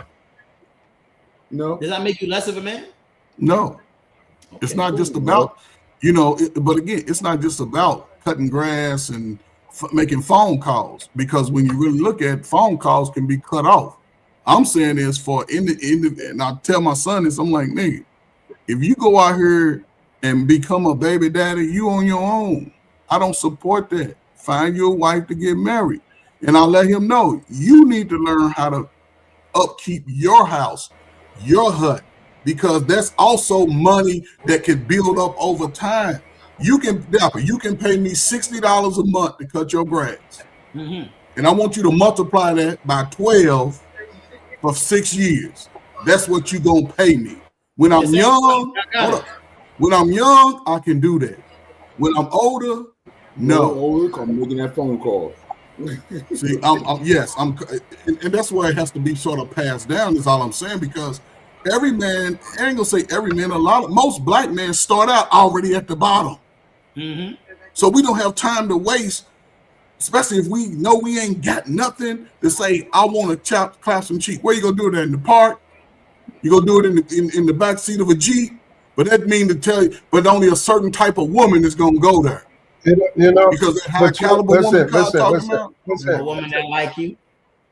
Listen, Coach, I gotta say this. The richest women date bums. That said before, and one of the things that captures my brain cells every time I hear, like when Dab say what he said, it's like dudes is running around calling themselves men, but they need help from other factors to be men. Like, you can't be a man on your own and cut your own grass. You have to call another man to come in to cut your grass because you feel you can do that. Hold up. Yes. Wait a minute. I just don't need help being a man. Hold on, Just. I'm just saying this publicly. I don't need help to be a man. Carl, you have a problem, bro. I Okay. don't. That shit don't even make no sense. Hold on. I'm gonna say it just like this. I'm a city boy at heart. God knows I'm from Newark, New Jersey. I'm a city boy at heart. I spent my summers in Virginia, Louisiana, North Carolina, and Florida. I set foot on my family land where my aunt and my uncle live. Every Saturday morning when my cousin was up cutting the grass, guess who's up cutting the grass with him? You. And then when I go stay with my grandmother, I would see my uncle get up, cut his grass at his house, drive the lawnmower all the way to my grandmother's house, cut her grass, and go back. And then I would come back to Jersey and not regret doing it. Start cutting grass. It doesn't make me less of a man. Now that I'm older, my uncle don't cut his grass. My little cousin don't cut his grass. My uncle calls somebody. He'll get one of the Pancho Guadalupes to come out there and do a masterful job over the whole thing. Yep. And here's does the other that make thing, him less Carl. of a man? No. Here's the other thing to that, Carl. When we It really doesn't talk make him It's less of a funny you man. said that. the reason he cut the grass, Listen, it's funny the you said reason he that had to because hold on. Let me add this and then you Y'all can got go, me right? right. The real truth is this: the only reason we was cutting grandmother grass is because grandma didn't have the money to pay nobody else to goddamn do it. Grandmama, If you had the money, you would have paid somebody else to goddamn do it. Dapper, that's not true, brother. No, Dapper, come on. No, Dapper. Hold on. No, Dapper, listen. No, My but time is Dapper, better No, spent. hold on. but that's not true, bro. you know, Nah. hey coach, I'm gonna switch. Listen. Before I move into the next, before I move into the next topic, that you're totally off base with that because it's funny how I see dudes today, 2025. How? I can tell you how, Dad. Listen, Because guys today, guys today will go out there. Hold on, just. Guys today, this is how fucked up that what you just said is wrong. Guys today would go out there and cut the lawn of some chick's ass they trying to get. Do you understand what I'm saying? And a dude will cut a chick's lawn just to get some ass today. And so don't say that about but grandma. Now, but Niggas do it because obligation. We did it out of respect. That was our grandmother. That was I'm grandmother, bro. It was also not being honest. Listen, grandma had the money. Listen, grandma had the money. Down. That's what the misnomer. Y'all always had money. You sleep on grandma. You sleep on grandma. Let me tell you something. It's a lot of grandmothers out here back then that's responsible for y'all niggas. I'm not trying to insult grandma. What I'm saying is, I'm just saying, don't sleep on grandma. Grandma always had money, just like grandpa always had money. That's not what I'm trying to say. What I'm trying to say is, listen, what I'm saying, if I know as a human being that when I was younger, I had the time to cut the grass because I wasn't doing nothing else, so I would cut the goddamn grass. Now that I'm older, my time is better spent spending money. Why would I cut the grass that I could pay somebody $50 to when I can make $600 in the same time? That doesn't make sense. Fuck your money. Grandma want to see you do it. Got nothing to do with money. It's the quality and the principle that matters. That's how they see. No, it wasn't. That's what they told your goofy ass. You falling for the simplest shit. They ain't tell me nothing. I'm gonna tell you this. I'll say it like this. I'm gonna tell you this. I'm gonna tell you just like this. We did it. Hold up, Dad. My grandmother lived to be 102, bro. So by the time I was 13, she was already 85, bro. Okay. So my thing is to you and understand this. We all did it because it's our family. Yeah, we didn't want her out, and that was my uncle. That was my uncle's mother. So he was like, "I'm not having my mother out there pushing a lawnmower. I'm gonna go do it myself." I understand that, but he also. And why would you want? Listen, hold on. As a man, hold on. As a man that's about protection, why would you let another motherfucker you don't know, Mr. Protection, be on your motherfucking grandmother's lawn property in the first place? See, this is what I'm thinking about. Carl, there's absolutely something wrong with you. No, there isn't. So you mean it, Carl. So you mean it? I'd rather listen. Listen. If my grandparents was alive, I'd rather listen. If my grandparents was alive, I'd rather get my ass up and go to the supermarket, get what they need, and bring it back than to fucking order the shit online and have some strange motherfucker come to the door ready to rob their ass. That's protection. Here, brother. No, Carl, Here. that's paranoia. That's not paranoia. That's reality of what a man is supposed to do by principle. Paranoia. If your mom, have you ever used DoorDash? Like my mother, no. Hold on. I never let my mother use DoorDash. If she called me and said, "Hey, tomorrow can you go to the grocery store for me and get this, that, and the other?" All right, I'll go about this time for you. That's it. This Groupon protection that these millennials got. This is Groupon protection, y'all. Groupon protection, bare minimum, because y'all don't give a fuck about nothing but convenience. Yeah, that's why them niggas got. That's the principle of the matter, the convenience of it. Because as long as you don't have to get up and get your hands dirty, that's all that matters. Bullshit. Bro, you're missing the point. Listen to what I'm saying. Not. Carl, no, I need you to slow down. What you're telling me is, listen to what you're saying. You're telling me you would rather pay somebody to go there to clean the house, cut the lawn, or deliver fucking groceries or whatever the fuck else, then you get off your ass and make time to do it yourself. That is crazy to me. No, Carl. Why did you leave out the most vital part, Carl?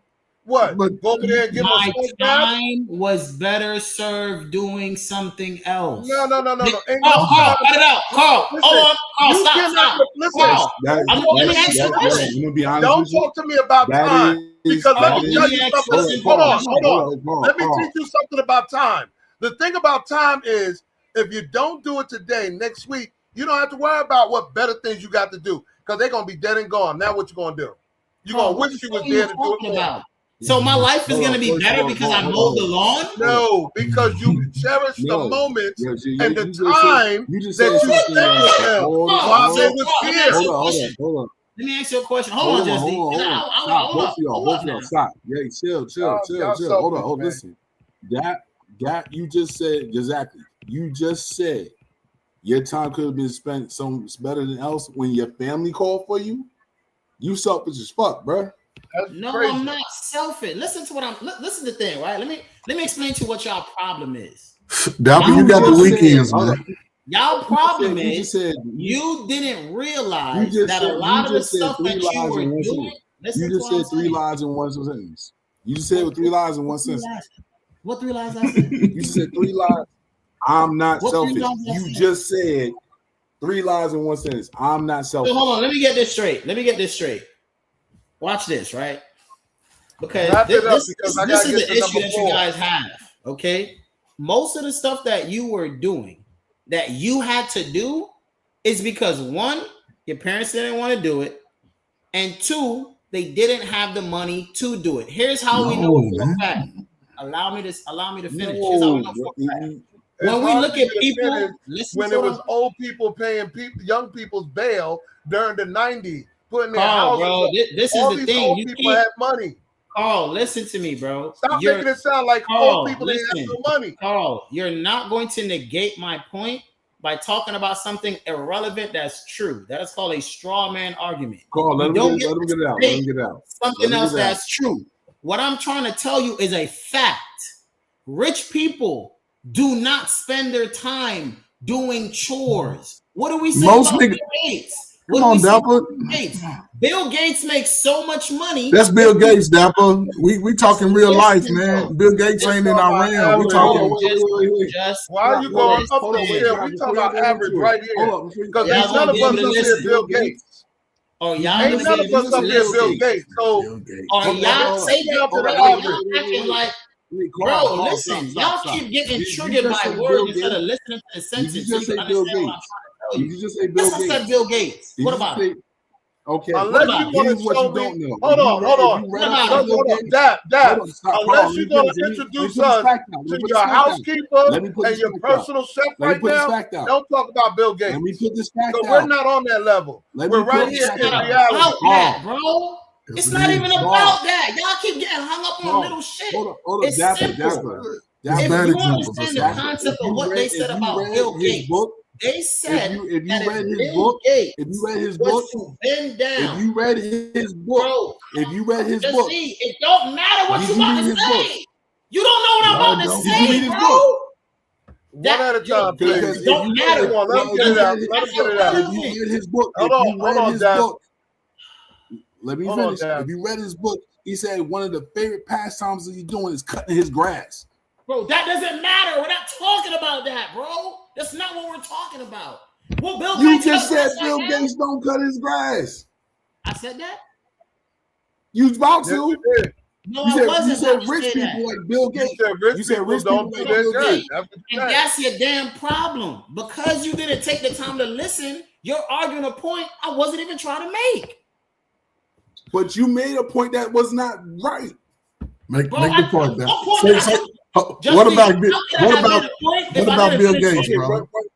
Dapper, what about Bill Gates? What about how does Bill Gates apply to this? How does Bill Gates apply to this? Okay, this is how Bill Gates applies. They said that Bill Gates made so much money that if he was to stop to pick up a $100 bill, he would actually lose money.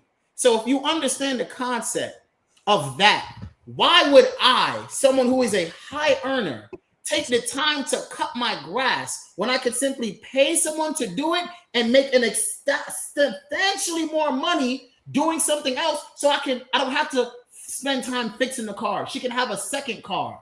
You guys are so used to the fucking struggle, you don't realize that y'all are doing it wrong. If you listen, hold on. Listen, fellas, stop. Stop. Listen. If you had two cars, Carl, if you had enough money to have two cars, you wouldn't need to know how to fix the other car. If you had enough money to have two homes, you wouldn't need to know how to fix fucking shit. You could just go to the house and pay somebody to do it. Let me clarify something to you, brother. There's a time in your life, especially when you get older, that you learn to appreciate the simple things. Carl, that's not what I'm talking about, bro. Listen. I don't care how much points. That's not what I'm talking about. Listen to what I'm saying. Let him finish. There come a time, no matter how much money you make as a man, that you're going to appreciate what it's like just to sit there and make your own pancakes. Do you understand? Oh, what the fuck does that have to do with my time being better spent doing something else? Listen. It is about not forgetting being normal. We're talking about being normal. Everybody, listen. Normal. Carl, what is normal? Are you listening? People with a lot of money. Stop. People with a lot of money. Go to number 4. One of the curses one of the curses that a lot of people with money have is that they forget to be normal. Appreciate the simple things in life. You understand? Making it look. Let me show you something.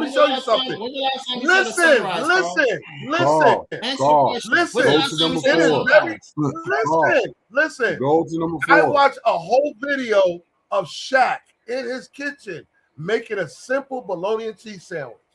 Do you understand that? What the fuck that got to do with anything we talking about? He can pay somebody to make it for him, but it's more effective. It's more in there. It's so gratifying that you can do it yourself. Fuck all the money you make. Thank you, Crystal. Can I make this point? Yeah, I'm gonna shut up. I promise. I understand where you are in your mindset. This is a modern time, right? Dudes your age and younger, y'all less. Y'all ain't gonna do too much. Hold on.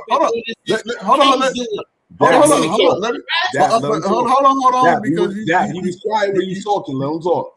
You make these claimers like people of, I would say, my grandparents didn't have money. Niggas then didn't trust banks. They didn't put a lot of their money in the bank, so you wasn't gonna be able to look at their bank account and say they got $60,000, $70,000. I know this for a fact. My grandmother died in 1972. She left my father and my auntie $50,000 cash. I don't know where she hid it. But a lot of people had money. But they understand, and black folk already had the skill, so they saved a lot of money because now you paying for all this when they could maintenance their own home. That's the point I'm coming from. As a man, right? When you get a home, apartment, whatever, I should be able to maintain that space. So if anything go wrong, instead of me giving just the $1,200, because my slow kids got to go to private school, instead of giving it to them, I can learn what I have to do, take care of it, and I can apply that to my family, right? Now I get it, man. It was something that you said, and I'll say this. In the case of Bill Gates, right? He's not working for the money. The money is working for him. He's already in that space. On a man in the work zone. And listen, here's the thing where I look at the full circle. I can't cut grandmama's grass on Monday, Tuesday, Wednesday, Thursday, Friday. God damn it, I get days off too. So when my days off, I'm going over to make sure my grandmama ain't got to spend her last $100 on nug to cut her grass, when I can take my lawnmower or my Uncle Junior's or however, I'm gonna cut that grass, right? That's me. But again, and appreciate. Hold on. And appreciate that time that you're spending with her, because you don't know when her last day is gonna come. And you know what? That vision of her watching you do it instead of Rico and them is way worth more to her in her final day. I'm just saying that. And when she leave this earth, guess who she gonna leave her $75,000 cash under the mattress to? You. Because you came. Y'all are literally proving my point. No, y'all you're not. We're not. You are proving my point. You're broke. You're waiting for her to leave $75,000 because you don't have it. You need the goddamn money. Don't say that. Don't say that. Don't say that. Hold on. I got this one. Come on with this dumbass concept. You'll embarrass yourself. Don't say nothing. Don't say nothing. Let me do it. Please. Your entire point crescendoed at getting less money. I'm on you. Your entire point. Hold on. You said black people were broke. Hold on. You said grandmamas were broke. You said grandmamas were broke. It makes no sense what you're saying. Grandmamas was broke. I'm proving to you grandmamas wasn't broke. Please. Coach, let me get them. Let me get them. I'll make. You're broke. You just you make no sense. The point was that grandmama was not broke. Let me do it. Let me do it. I gotta ask you. Hold on. Let me ask him something. Stop talking. Oh no. Let me do it. Let me ask you something. What do you consider broke? You're broke as hell. What do you consider broke? You're broke. Girl, let me do it. I just want to know what do you consider broke? What when you retire 54, come holler at me. What do you consider broke? I want to know. What do you consider broke? Yo, let me do it. What do you consider broke? That's all I want to know. Carl, let me do it. What do you consider broke? Bro, I'm telling you. I'm gonna explain it to you right now. Let me explain to you what broke is, okay? Don't even let him explain it. I'm about to bust his chops. Please. It's when you think doing these mundane tasks that you're trying to get me is going to teach you some goddamn life lesson instead of going out there and making money. So guess what? Your mama don't have to my God. Your mama don't need to leave you no $75,000 worth of savings. Let me get him. I just want to know what you consider broke. Because the house is paid off. Then you just say grandmama was broke? It makes no sense what he said. Yeah, look. He said grandmamas was broke. I was proving to you that grandmama had money. Stop. Coach, you know, listen. Before you say what broke is to you, because broke to you is not the same as broke. Listen, broke to you is not broke to me, bro. And broke to me may not be broke to Oprah I'm like to Mr. Stewart. Coach. Everybody's brokenness is like different. But let me tell you this. Hold on. Let me speak. Hello. You're right. Let me say something and then we can go on. You're broke. Mine broke. Oprah's broke. Poor. Mr. Stewart's broke. All of that is different levels of broke. But let's say this for the argument to be peaceful. Maintaining is not the same as struggling. And brother, I doubt any of us up here is struggling, because I know I can pull out 500, I can pull money out at any given time So that doesn't make me broke. Do you understand that? Okay, let me ask you something. Dapper, what do you own right now as an asset for yourself? Yeah. Nothing. Oh, well, you broke then. What are you talking about? All right.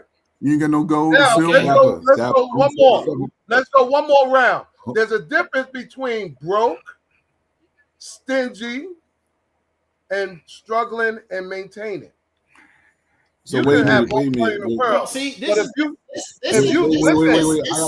Hold up, Carl. You can Carl, have money. I'll let you. Listen, Carl, I'll let you go off. But if you stingy Carl, as I'll let you go you off. just as broke as a homeless person. Carl, I'll let you go off. Let me speak real quick. That y'all don't make no sense. I'm 47. I'm 47 years old, bro. I've been hustling since I was 17, bro. Right? Okay. Through that time, I've acquired land. I've owned a couple of businesses. I've sat up there. I've had plenty of cars. Never got repoed. Nothing. Traded them all in. Credit wasn't even that good. The whole time, I never spent my money on crazy shit like jewelry. Maybe one chain that I kept for like 12, 20 years. So it's like you're saying people broke because what our grandparents did to save money or stack money, right? And then we get it if they leave it to us, right? Because you think we're doing some mundane thing to help them or something like that. Bruh, it was never a mundane thing. It was always about respect. Yes, sir. It was always about respect. If I'm trying to help y'all, bro. Y'all need some rich white friends. Let me finish. Rich white friends. I got rich black friends, bro. Wait a minute. Wait the Let me fuck finish. a minute. Let me finish. Are you up here? Hold on. Are the fuck you up here as a black man throwing a white man in our face? Talking about rich? Throwing a white man. He ain't black. Ain't nothing but money over here. You got to go out of your fucking mind. Bro, let me explain something to you. Don't never throw a white man in my motherfucking face when I know damn well I'm doing better than some of them white trash. You call Let me finish. Fellas, let me finish. You don't throw no white man up in no black man's face. Let me finish. I'm trying to get to that. I'm trying to address his point. He said it was mundane. Bruh, you talking about learning values and stuff like that? I'll tell you like this. I can still be out here hustling in the street. Responsibility, discipline, integrity, some shit, as long as you're doing it to help somebody. Giving back.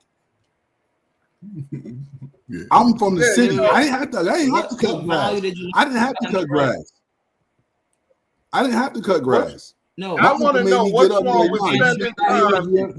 Hold on. I want to know from him what is wrong with spending time with an elderly person once, twice a week. What is wrong with that? I never said nothing was wrong with that. I'm gonna repeat wrong with that. Carl, hold up. Let me answer this question. The problem that we're having is that every. Oh, go ahead, Jeff. Answer the question. Let me answer your question. The reason why I gave back was because I'm saying I didn't ask you that. That's not what I asked. Hold on. Let me get to it. Okay. What I got back from it, damn, if it didn't make me fucking strong, I'll tell you that much. Because there was a lot of fucking land I had to cut. I'll tell you that much. It made me fucking strong and tough. I'll tell you like this. Them hot ass some Saturday mornings in Virginia when it's 110 already, and your ass out there cutting grass, fuck all that. Don't worry. That shit made me tough enough when all that money you spending the Julio and them, they're gonna gang up and rob your ass. All that shit I fucking endured doing that shit. Made me tough enough for my martial arts, made me tough enough for football, made me tough enough for army, everything. I appreciate that shit. Yeah. See, and this is exactly why we have this issue. Because see, you guys are I'll say it like this. Family values. You say that I don't want to spend time with old people. Hold on. I allowed you to answer the question, and you never answered the question. right? Yeah, So this is the problem that we're having today. You're right. When I say something, I didn't. Okay. Yeah, I wasn't. Y'all agree with that chat? Dapper, do you agree with this chat right here? The generation is money, is so lost thinking fast money, automation, and residual money supersedes moral value. So Dapper, you in the position of being a future leader. You're in that position, right? Because you're striving yourself to make all the money you can make, right? Mm-hmm. And again, yes, you're in the prime of your working life. You should be putting in the work to build that asset, right? But again, that money, because you missed my point about grandmama, because you said grandmama now was broke. I was proving to you. Saw it. Your point. I didn't miss your but point. But I was proving to you that grandmama and them understood the value of money. Bro, they had money when they left this earth. They don't understand the value. They did. That's why they had thousands of dollars saved up. What we talking about? I gotta say this one more time. That during the 80s and 90s, it wasn't young people going to the bail bondsman. It was the old people, the grandparents putting up their house to get y'all black asses out of jail. Let me say this again.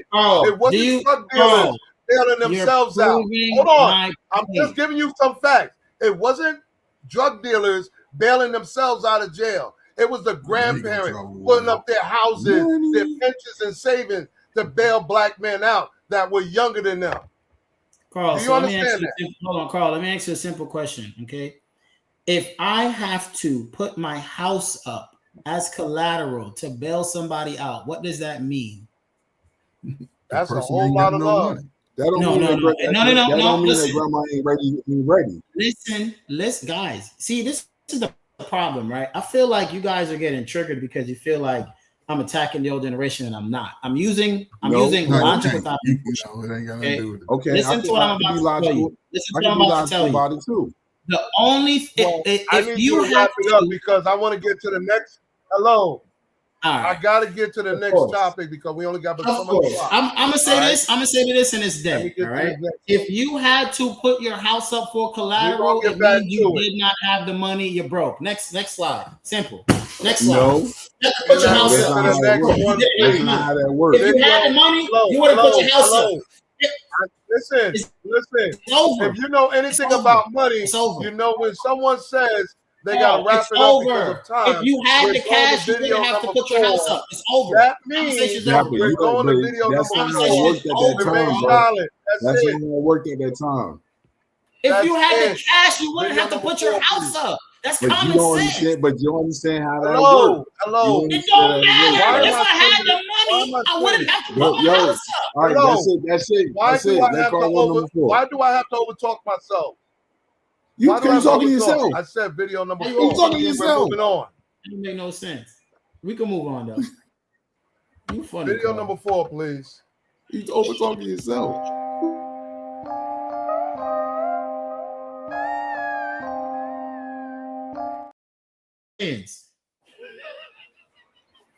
Oh, Lord. Like and subscribe, please. This is right up your alley. Yo, let's see what this one say. Come on, man. Jesus. Why you say that, bro? You really trying to start something? Every time. Listen. I know, of course not. But if he's asking for it, I will not go it. I did my research. I will never ever give him a DNA test. You will need to take me to court. If it was up to me, I would require DNA tests to be performed at the time of birth. I don't know why you. Okay, it's calling my wife to do. I mean, it's ridiculous. I feel like DNA testing at birth to me is like, no matter how you spin it, no matter how you try to dress it up, you are telling your wife, I think you've been cheating on me. The day my husband comes home and asks me for a DNA test for my 3 kids, let's say if we have 3 kids, I am filing for divorce the second day because bottom line is, no, I'm not guilty. Where from 5 to 30% of the general population, men are raising and paying for children that are not theirs and don't know. According to the American Association of Blood Banks, between 25 and 30% of the males who are accused of being the father, they take a paternity test and find out they did not do it. I think that the United States making DNA testing mandatory is stupid. Something quiet is happening in Ohio, but it's shaking everything we thought we knew about fatherhood. It's not a protest. It's not a movement. It's a bill, one that could redefine parenthood from the very first day of life. It's called the Right to Know Act, also known as House Bill 435, and it proposes something simple, yet deeply emotional. When a child is born to unmarried parents, hospitals must offer a DNA test at birth. Not force it, just offer it. At first glance, that sounds small, but this proposal has sparked one of the loudest debates in modern family law, one that hit men and women differently. Supporters say it's about truth and fairness, values no one should ever fear. Critics call it a slap in the face, replacing trust with suspicion and love with paperwork. Online, reactions have exploded. Some women say it feels like being questioned at their most vulnerable moment. Others, including many mothers, they say if there's nothing to hide, then there's nothing to fear. Meanwhile, men across social media call it long overdue. A chance for fathers to finally have certainty before signing lifelong responsibilities. Long overdue. Because for too long, men have been told to trust blindly, to love first, ask later, to sign, then hope. But hope doesn't hold up in the courtrooms, and this law might be the first step of changing that. So the question everyone is asking is simple. Is this a win for men, or is it a new kind of trust? But when I say I went through the full experience, I went through the full experience. Like Shawty told me, I was the father. Watch the baby be born. She had a C-section, so I was the first one to hold the baby while they were stitching her up and everything. They make you do the little what is it, the chest to chest thing, where like you take off your shirt, you hold the baby to your chest and everything like that, so the baby can feel your warmth, all that, blah blah blah. So the question on the board, gentlemen, is if you don't get the little AI kick over this goddamn script, you know what? Listen.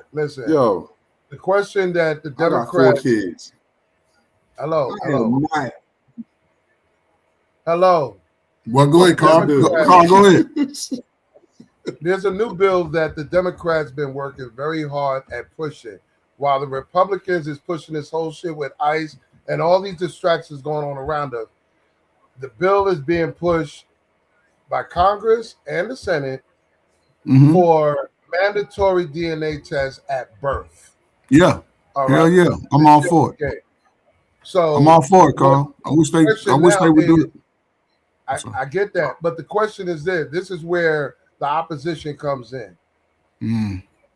A woman is being challenged during the most vulnerable moment. You're calling her liars. It's a slap in the face. All these different things. There's going to be a lot of opposition, but it's necessary. It is necessary, so this way we don't have to argue, cry, and take up manpower, finances. There's so much attached to it that we can stop now, then worry about it later. So how do y'all feel about this mandatory DNA test at birth? Yeah, I think it's definitely should be updated. The modern movement of men and women just clapping cheeks because ain't nobody trying to get married. Everybody sneaky linking, everybody spreading their little nasty around. Hell yeah.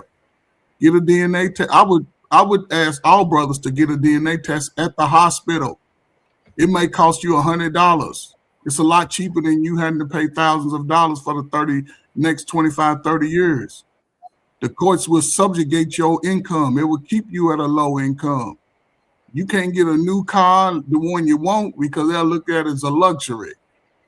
Because, yeah, get a DNA test. You already know she was sleeping around. Y'all wasn't really in a relationship as the modern people are moving. So, hell yeah, get a DNA test. And most of these people speak against it. They already know what behavior they got, and they ain't married. But if you married, you should know what your spouse is doing at least. If you a relationship, y'all living together, you should know how your woman and man is moving. We know that. And Carl, let's be truthful. Hold up, Carl. Let me say this: the Democrats ain't pushing none of that. The Democrats is pushing your baby getting deleted. The Democrats ain't pushing none of that. They are. The bill was introduced by Democrats, believe it or not. But again, Trump was trying to get it. He was speaking on it. He was trying to get the law to change. However, again, The Democrats ain't giving us nothing. They the ones that keep us in this. You're gonna pay for your child whether you want it or not. That's the whole Democratic. The welfare system is a part of their agenda. The welfare system. That's not what I read as far as the introduction of the bill. And you the mean the introduction Republicans? of the bill was done by Democrats. Okay. The Democrats are the ones that's pushing the welfare system. I heard you. The Republicans pushing it more. But that's now. I'm talking about listen, man. Listen, all this shit gotta change. Okay, let's just say where we are. I'm with all that. Fellas, get a DNA test from that little chick you thought you was in love with. Make sure that your slow ass child is yours. So when you find out how your child is acting stupid in school, you can correct it because it's part of your dumb ass. That's all I'm saying. Yes, lady. Give a man a Democrat. Give the man a DNA test. Give him a DNA test. Coach, is the Republican Party pushing that? The welfare. It's the Republican Party. I just looked it up. And all that. Yeah. It says conservative Democrats. They've campaigned for it, but the ones who are pushing it through are the Republicans. Hold up, pushing what through, Dow? The mandatory DNA test. Right, that's a difference. See, yes, they was trying, but again, you want welfare, you want baby mama culture. Stick with the Democrats. I'm not Republican or Democrat. They are both scamming us. But vote for them, and y'all gonna have all your mans with the flip wrists and wearing the women's clothing, and y'all gonna be making love to them in these single streets, man. I'm gonna shut up. I mean, at the end of the day, and I'm gonna say this too, man. I think y'all need to. I feel like I remember they said that they was trying to pit the older generation against the younger generation, and that's why for myself, I've always tried to hang around older men. You kind of see what they know. You feel me? And I think it's funny that you say the younger generation is sleeping around. The older generation was doing that shit too. Yeah. Grandma had babies. Hold up, Dapper. Granddad didn't know was his. It always happened. But when did Granddaddy do it? He's still doing it at 70, or was he doing it at 24, 25, 26? Was the Granddaddy making babies and not working, or was Granddaddy getting out there knowing he had a responsibility that he had to take care of? So when he was 50, 60, the kids was paid for. They wasn't taking his certifications. He understood, like, damn, I fucked up. So let me go out here instead of crying about what the mama did. Grandmama and granddaddy and them got that shit together and worked through it. Now dudes are complaining after they knowing that the dude is spreading herself around. They going in there raw. But see, you're glorifying the old culture, and right now you would glorifying. Hold on, listen to what I'm saying. No. You would not tell your son to stay in a relationship and raise someone else's kids. Yeah, you just praise granddad for doing it, but you wouldn't tell your son to do that now. You see what I mean? I wouldn't tell I tell my son not to even have not to even have a baby out of wedlock today. See, you can't do that. Listen, it's already happening, right? To Dapper's point, he ain't got no kids. Listen, Coach. To Dapper's point, you got guys today, 40, 50 years old, doing the same shit that dudes in their 20s is doing, and that is fucking around and finding out the hard way. And playing like it's not theirs. Y'all make it sound like hold on. So, are those kids theirs though? And is it the majority of black men, or just maybe? Because remember, unless niggas be lying again, less than half of niggas are having the sex. Most niggas ain't getting no ass at all. What are we talking about? And so it's a smaller group of men who's moving that way. Those are kids still, but they're still, listen, how those type of dudes getting all the ass, but the nigga that work hard every day can't get no ass? What we talking about? Exactly, bro. See, this is the thing, bro. With this comments, I be trying to help you. I can't agree with that because really listen for real, bro. Like I be trying to help. I don't think it's a no ass. I'm sorry. Listen. I've been hearing that lately. The guys getting no ass, dudes that is getting ass. I don't think ass is something that is hard to get. Okay, ass is like a cup of water. It's not really hard to get. It's just guys. Certain guys can't say that, Carl. No, listen to why I'm saying it. I just say that it's not hard to get it. It's just that certain guys choose not to for a variety of reasons. Oh, no, Carl. See, this but is what I'm talking access about. Right? has never been a problem. Carl, listen to me, right? When we're having these conversations, you got to stop moving the goalposts. That's not what we're talking. We're not talking about the men who are saying no. We're talking about the men who are actively trying and cannot get it. Does that make sense? You got to speak on that. As much as people talk about simping and tricking, I don't see how I can agree with that, because God is God. God is God. Doesn't matter how it's gotten, it's God. Rather you're simping, tricking. Cool. I agree. I agree. So I'm just saying it can't be. I agree. He's still hit though. I'm just saying that it's not a deficit to where it's hard to get. It's very easy to get. No, Carl. See, Carl, stop. See, once again, I'm only saying that because it's easy to get for us. It's not easy, Carl. You understand that this is the biggest epidemic of 40-year-old versions that has ever been recorded in human history. Carl, 40. Carl, no. Carl, stop. Please stop. Carl, no, please stop. I can't say that because you got homeless people getting busy, and you got some people in the nursing homes getting busy twice as much as people younger than them. I'm just saying. Carl, this is what I'm saying, bro. Listen to what I'm telling you. I don't know where you get your info from. They're getting busy. You want me to cite sources, Carl? Listen, I don't even have to go to my laptop. They're getting busy twice in numbers in nursing homes than people younger than them. Where are you? Carl, see, you're not hearing me out, bro. Anybody in the medical field would contest to this. They would tell you that a lot of STDs are being passed around in nursing homes because they are getting busy. But Carl, that don't mean it's everybody. It's a few people pressing that shit around. Nothing around. to do with what we're talking about, Carl. You keep doing that. You keep making these true points, but we're not talking about nursing home, Carl. We're not talking about that shit. It's a nursing home. It's a closed environment. You're old. You don't have a job. You have nothing else to do. Of course you're gonna fuck. Of course, Carl. What we are talking about are men who are in the working fucking field, right? From 21 to 45.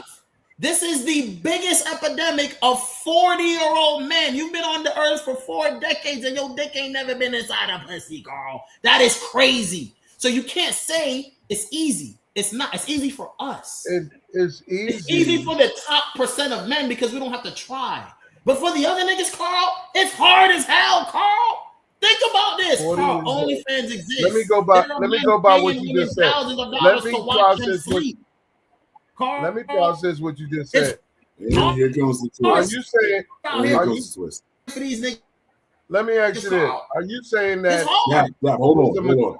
Are you saying out of 100 guys, over 40% is virgins, or 60% is virgins? I wouldn't say virgins, but they may have gotten it at 18, 19, 20, but 30, 40 may not have gotten none in the last 10, 12 years. I ain't gonna say that. A lot of guys today. Are you saying the majority of men from 18 to 45 out of 100 dudes, are you saying 40 or 60 of them are virgins? Is that what you're saying? No, Carl. By age 25 in America, you can go look it up right now. By age 25 in America, 95% of Americans have had sex at least one time. By age 25, that's race and all. Everybody's out here fucking at an age. But what I'm saying is, a lot of young brothers today, that was a young 30, they ain't got the confidence. The women ain't moving the same, and they don't approach the same way. They still choosing to do, and women they still the same. They like a dude with confidence. A lot of dudes don't have the confidence because they already assuming that they don't have what she needs to get laid. Highest rates of depression, highest rates of anxiety. What the fuck is anxiety? Women are still go off. What does that even mean? Women go off attraction more than anybody. They go off attraction. Bro, a woman has to be attracted to you to even give you some. Thank you. They give booty to the dumbest dudes that talk the slowest, stupid ass. But if they got that swag they like, he's getting it. But not a lot of guys have that type of confidence. Simple as that. And that's what I'm saying, Carl. You can't say is so easy because we're looking at a demographic of men who are supporting OnlyFans because they can't get sexual access anywhere else, Carl. They can't get it. So they got to pay. You see, you feel what I'm I saying? believe So women are. we don't have that problem, but I remember I had one of my best friends. The dude was 2 years older than me, and he ain't never had none. And I'm like, bro, how the heck, nigga, you tall, you an athlete. How the fuck? What do you mean you ain't never had none? But Bro, there ain't nothing wrong with that. None until he was 42. Ain't nothing wrong with that. Ain't nothing wrong. We look at it from a sexual. America's a sexually perverted country. I just don't want to be absolute. I don't want to be absolute and say, like the example that Dab just gave, that he can't get it. It's more like that he choose not to. No, he tried. He tried. He had a girlfriend for. Bro, I'm telling you, bro. But it may be something wrong with him. It was something mentally wrong with him. Maybe something wrong with him. Maybe something wrong with her. I'm gonna tell you right now. I don't think it's hard for a guy of his stature, based on what high you said, standard. Oh, see, or any man. I just don't see it being hard to get. I like to know. Like I said, even listen. I'm just saying, the disabled. Listen, the elderly, the disabled, you name it. Even the homeless. I mean, come on. We just went through that a little while ago with the other video. Even the homeless guys, it's not hard for them to get. They just put themselves out there around certain type of women, and other homeless women, and they'll get lucky. But Carl, you act like people. He was just talking about the homeless nigga shouldn't get no boom boom. Now every homeless nigga. But it's level. I don't know why people don't think it's levels to life. It's levels to life, and people, people. Listen, we all wish at some point that we could be at a higher, I don't know, degree of life or whatever. But people dismiss the fact that you still got to put in the fucking work. We black in America. You wasn't given a silver spoon. You got to work. I've always said this though. Men and women are predators in their own right. They only go after what they know they can get over on. So that's not true, Carl. What do you mean it's not true? Guys don't always go after what they can get. A lot of guys go outside their league, and a lot of women go outside their league. You didn't hear what I said. I said men and women go after what they know they could get over on. That's what I said. So, Carl, are you a predator? Or is it what they qualify for? Is it what they qualify for, or what they can get over? Because most niggas. No. When I say go after what you know, you go after the most vulnerable or the most easiest or whatever it is that. Talking about, Carl? Every man is easy when it comes Carl, to. Let me ask you a question. When you go to the club, you try to get the ugliest girl in the club, the most vulnerable, the easiest. First of all, that's what you do, Carl. Well, when you was going out, Carl. When you was Carl. When you was going out and choosing. When you was going out and choosing. A predator behavior is something that's recently developed because of the examples that you and Coach gave. Things have changed and got harder. Bullshit. For the last 5-10 years. Flag on the play. Flag on the play. Listen, because a predator behavior. All men have, stop it. Between 90 and 2000, we wasn't having these type of conversations. Listen, between 90 and 2000, we wasn't having these conversations. Flag on the play. These type of conversations because we were the predators. Because we were the predators. Because we were the predators. We were in the clubs hunting for these chicks. I don't know where the words. We was the ones. I'm a hunter. Yeah, but this is why I said over the last 10, 15 years, the game shifted. Because at that time we were the predators. Men were always predators. At that time we was going out every Friday, Saturday. The ugliest girl at the club. That's why he had the girls with no legs. That's why he had the wheelchair girls, man. What I'm talking about is the mental space. The mental space. The mental space, yes, we were predators. At that time, that age, yes, we were. We were the predators. Still. The OGs looking at us like, look at these young dudes. Just those guys, most of the time. Just like I look at Dapper, look at these young dudes. You're going to say some crazy shit, I already know. I'm not worried about it. There's a difference between trying to get with a woman to get laid versus trying to get with a woman to get married. You still a predator. You still got to hunt. No, you still got to hunt. Right. You still got to hunt, Carl. Somebody else wants your girl, Carl. You still got to hunt. It all starts with the one thing, bro. Carl, you old as hell. I'm sorry, I gotta call it. Yo, it's the agenda, intentions, and motive that changed. You got guys. You got guys today. Nothing changed. Listen. You still out here hunting now. You got guys today that would try to get with a chick for no other reason than just to have a place to stay. You have some guys that's out there trying to get with a chick so they can get some bread. Carl, what nigga you know, Carl? Nah, hold up. Time out, Carl. What? I need you to name this nigga, this imaginary nigga that only get with women to get a place to stay. Who This is unicorn motherfucker you keep bringing up, bro. Who is this nigga? Unicorn you keep bringing up. Who this nigga? What's his name? I need you to process. What the address? Man, listen, bring this back next week. Carl, I love you, man. But again, those numbers are minority, right, guys? Homosexual, right? And like I say, that but most young men. It's not minute. Dollar stores grew damn near 60% of male population. Huh? Dollar store what? Dude, what do you say? Dollar store what? Listen, there's more dollar store dudes than there is quality men, and even the basic men. There's way more dollar store dudes. No, it's not, Carl. No, it's not. Not. Stay off of TikTok. Carl, you stay off of Ttiktok.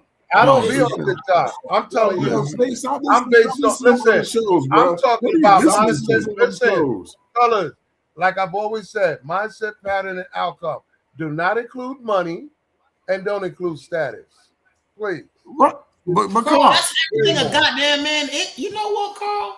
No, he's not. But again, what that's all. That's all. Yo, that's all we are to some of these women out here. Is what? It's status, money. Carl, you tweaking, bro. No, I'm not. Tweaking, brother. It's status and money. I like the concept, but I think you might want to rework it a little bit. Then here's why I'm saying that, Carl. And it's no hate. Rewire that bit. Here's why I'm saying this, Carl. As a man, right? A man starts with zero value. A woman starts with all her value.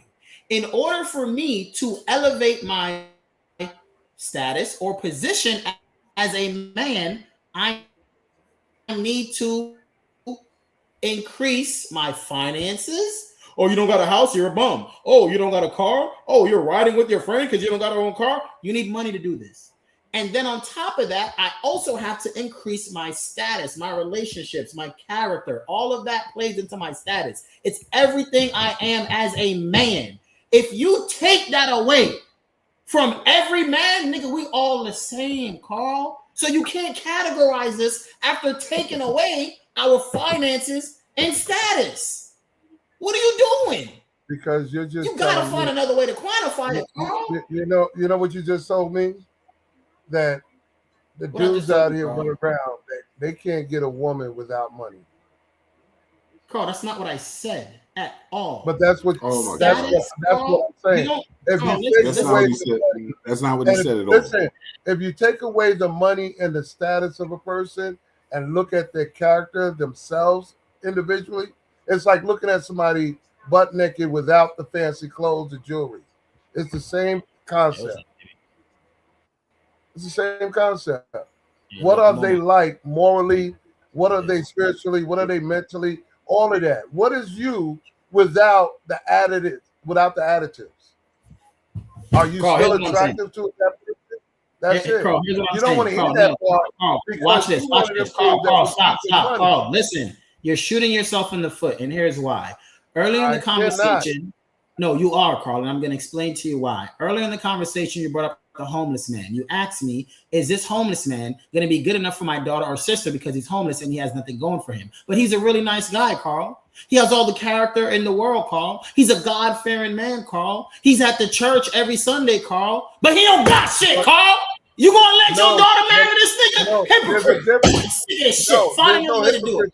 Find another way to do it, Carl. You know what it is? You know what it is?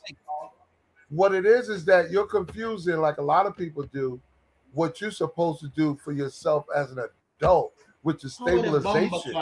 So now you want women to date children. So take away everything you're supposed to be as an adult. You're not listening. Measure the man. You're not listening.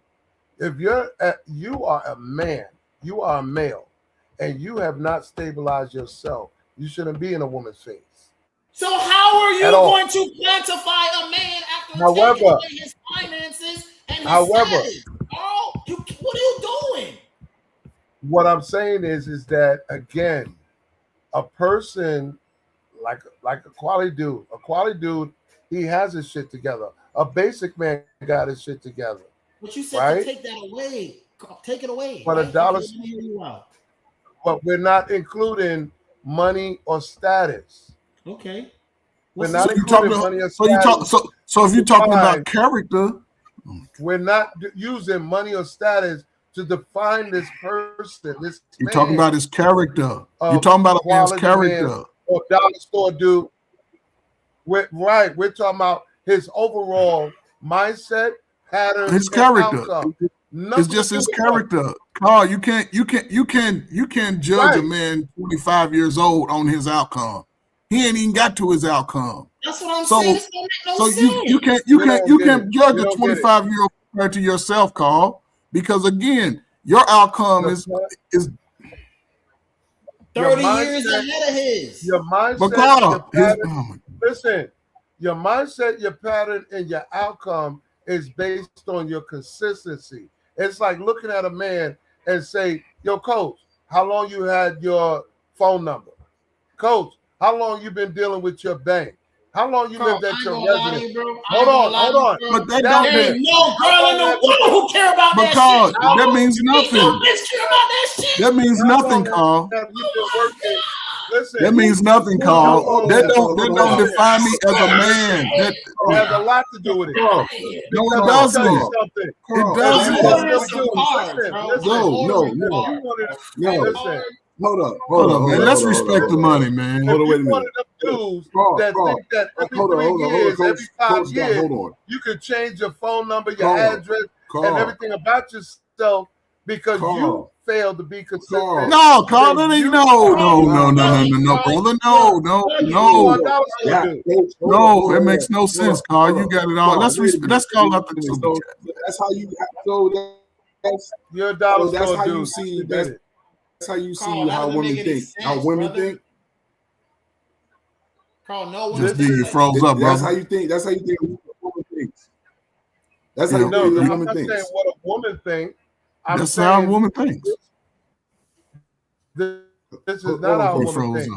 This is something developed 3-4 years ago from a lot of studying that men out here are impersonating what a man is. So we have to break it down. Hold on. Come on, man. Hold on, man. Shout out to Committed to Health 664 for the $5. Thank you, sister, for the super chat. Appreciate you, man. We up here. We trying to cook, but Carl over keep putting salt and stuff in our damn food and shit. Hold on. Ain't got enough to pay the rent, can we delay the bills? Another dollar getting spent, another day to chill. I can't afford to play it safe, I gotta make a deal. It's gotta be another way, a Cadillac DeVille. Yeah, salute, man. All right, Carl. First of all, listen. There is a certain reason why. Before you start, before you start, there's a certain reason why certain dudes don't hang out with certain dudes. But Carl, if you're talking about because Dapper changed his phone number after 3 years, now he ain't got high character. That makes no sense. That makes no sense. Listen to what I'm saying. You change your phone number. I can't hang out with you. Hello. Because you change your haircut, you can't talk no more. If you are a person that's constantly changing up, Okay. No, Basically, that means that you are accustomed to change. That's who you are. Evolving. Nah, you know what I mean? Listen, you not elevating. You was in a 2-bedroom apartment. 2 years later, you elevated your life. You got yourself a condo. 5 years after that, you elevated your life. You bought a house. Then you bought a house in California. Then you bought a house in Tennessee. But you're inconsistent. You're not a good man because you got a different address now because you've elevated your life. That is retarded. Change it, Carl. Change it. Change it, Carl. Okay, now hold on. Let me say this. Now, the whole thing, if that's how you think the studies go by, you can't go by that shit. Because women are different. Every woman is different. One woman might like the fact that you change your number every couple of years. One woman might like the fact that you change your cars like underwear.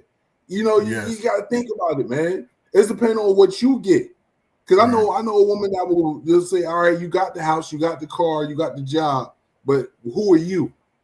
Right. That's what it comes down to. A lot of women come to their character. Who are you? The character, yes. I do the same thing. I don't give a fuck. You can have all the money in the world. You could be a millionaire. I don't give a fuck. Who are you? Yep. Because I got to deal with you, not your money, not your cars, not your house, not nothing. That's secondary, bro. That first thing these women looking at us is like, who are you as a man? Correct. Not because of what you got, but at the end of the day, you can have all that. That's cool and all, but who are you as a man and how you going to treat me? Yes. And that is a proper assessment. Because remember back in the 90s, right, where chicks would run up on you because you have a nice car. Yeah, they do that shit today. Listen, I'm just using it as an example. Okay. When they rolled up on a dude that had the jewelry and, you know, the latest clothing and nice car, they thought that was a man. And time later, after interacting with them, and being around them, they found out this wasn't a man. This was a drug dealer. Listen to what I'm saying, brother. He's still a man. Hold on, stop. You wasn't because even though they may have been a drug dealer, they could have treated them like what I'm gold. saying. Hold on, but they still could have treated. Hold up, even though they were drug dealers, they could have still treated them like gold. They could have treated them like the princess they were, not buying them stuff or just being themselves around them. And I know drug dealers with high character. Yeah. High amount of character. I know drug dealers, you wouldn't even know they were drug dealers. And this is the reason why we like the characters that played in movie, because of the things they was doing. From Denzel Washington and American Gangster to no, Carl, man. Don't think about the movies, man. Let's look at it from real life, brother. All these characters. Listen, I'm talking about real life. Niggas, you didn't even know that was drug dealers. This is what I need you to understand. You want to go by just because he's nice and does good things and character or whatever. A character is not subjective. They're not. Huh? Oh my God. Character is not subjective. Carl. You're not going to tell me that I go out there and crack, but I got good character because I take care of my family. Carl. Not Carl. Yeah, you're right with that. Carl. But yeah, you can't sell drugs to the community, then give them a turkey on. Yeah, I get that, Carl. But most men listen, Carl, I get this. I don't know. Sometimes, man, you Gen X, man, you scare me sometimes. You scare me, right? Because again, right, the fact that you were equating the fact that as you change, you have to keep certain things that are materialistic. That doesn't define your character. How do you show up to the people you love every day? How do you show up to the world every day? A lot of people, again, we all make $100,000 on YouTube, but everybody got to be to work at 8:30.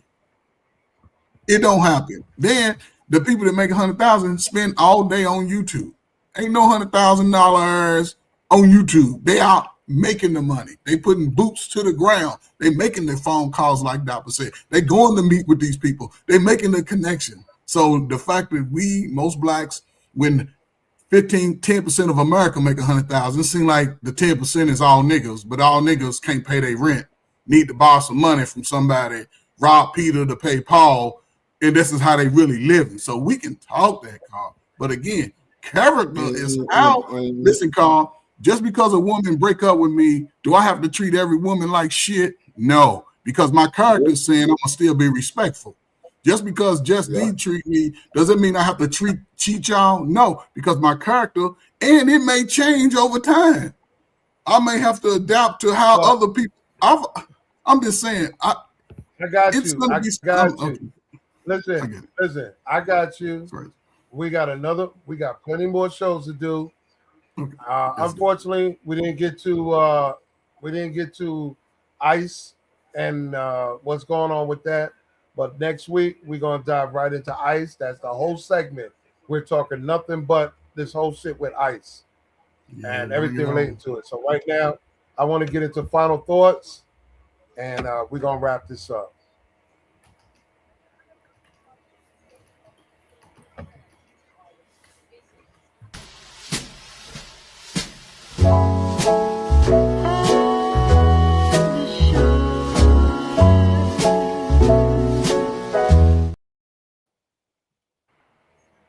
Salute. This is episode 128, the first show of the new year. And it looked like the band was back together again. We lost Lee at the beginning somewhere. But either way, Coach, lead us off in final thought, please. Hey, man, I'm just glad I got to come up here and chop it up with y'all, man. But again, man, regardless of what people say, it's about the action that's being put in. You know, I work with a lot of young people every day, young adults, and they understand that they got to put in the work. They're trying to break these cycles that we are fighting against every day on YouTube about the men's and the women's and this and that. You know what I'm saying? So here we are. The Band-Aid is off. Who's willing to put in the work to get the results they want? And that's men and the women. If you don't put in the work, don't come 10, 15 years from now crying about your results. It's only different players. The games are still the same. And if you ain't willing to play the game the right way, especially today, get out the damn way. You have to work and put your work in now. So when you get old and ugly, like me in your 50s, you can retire at 54. But it ain't about what I'm doing on the journey. When I get to the end, like I can sit back and say, damn. But you got to put in the work. And that's the most important thing. Put in the work. Regardless of what's going on around you, put in the work. And don't let nobody else distract you. As long as you do things righteously, it'll pay off in the end. I promise you. Salute. Thank you for that, brother. Brother Dap, take the mic, brother. All right, y'all already know. Stop being stupid. All right, check it out though, right? So I like stuff like this because out of the night that covers me, black as the pit from the pole to pole, I thank whatever God made me to be on my unconquered soul. In the fell of the clutch of circumstance, I have not winced nor cried aloud. Under the bulginess of chance, my head is bloodied, but unbowed.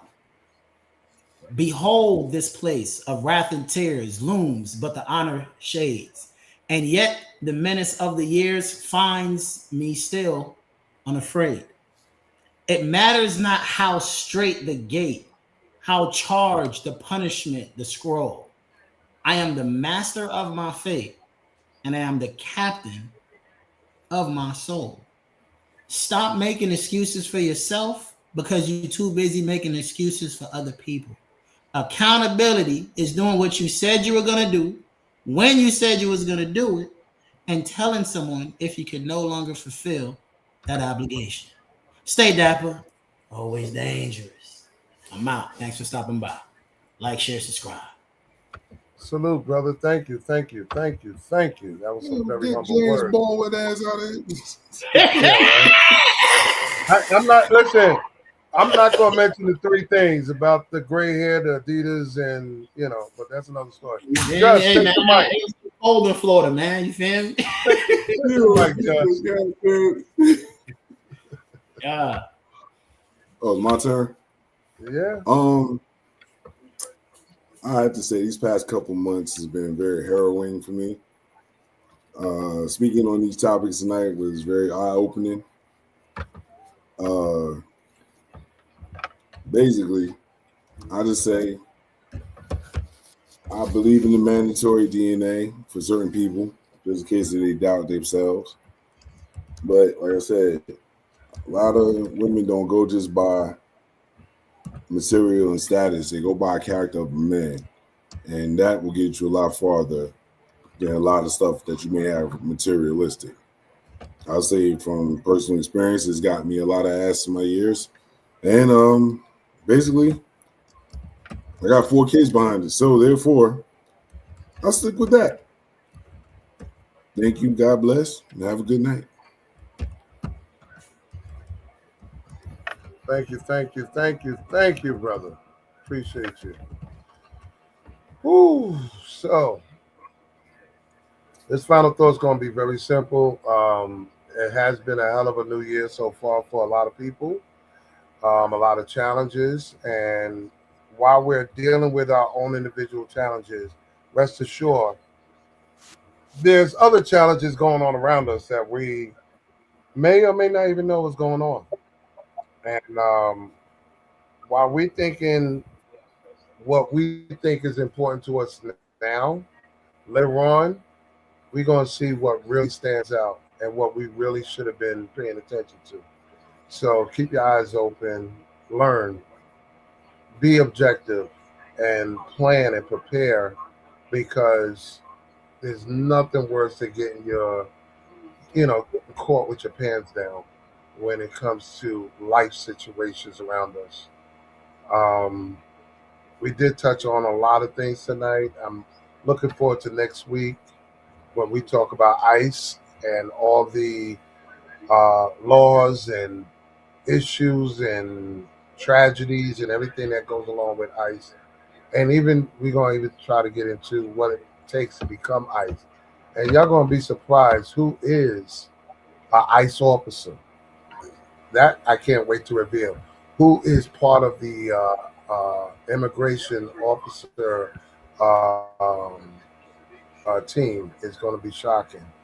But let's pray that next week will be better than this week, and keep our health. Make sure y'all guys go see your doctors, see your dentists, and do what you have to do to maintain and get out of struggle. So salute. Stay safe out there.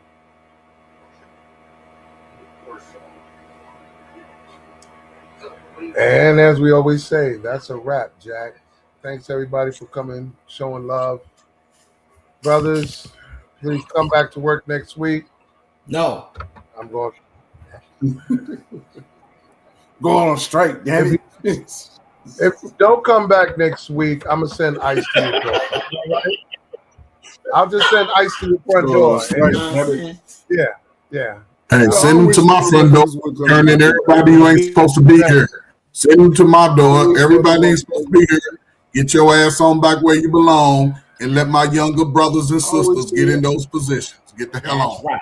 You salute to America. I would do this motherfucker. You get the fuck out of here.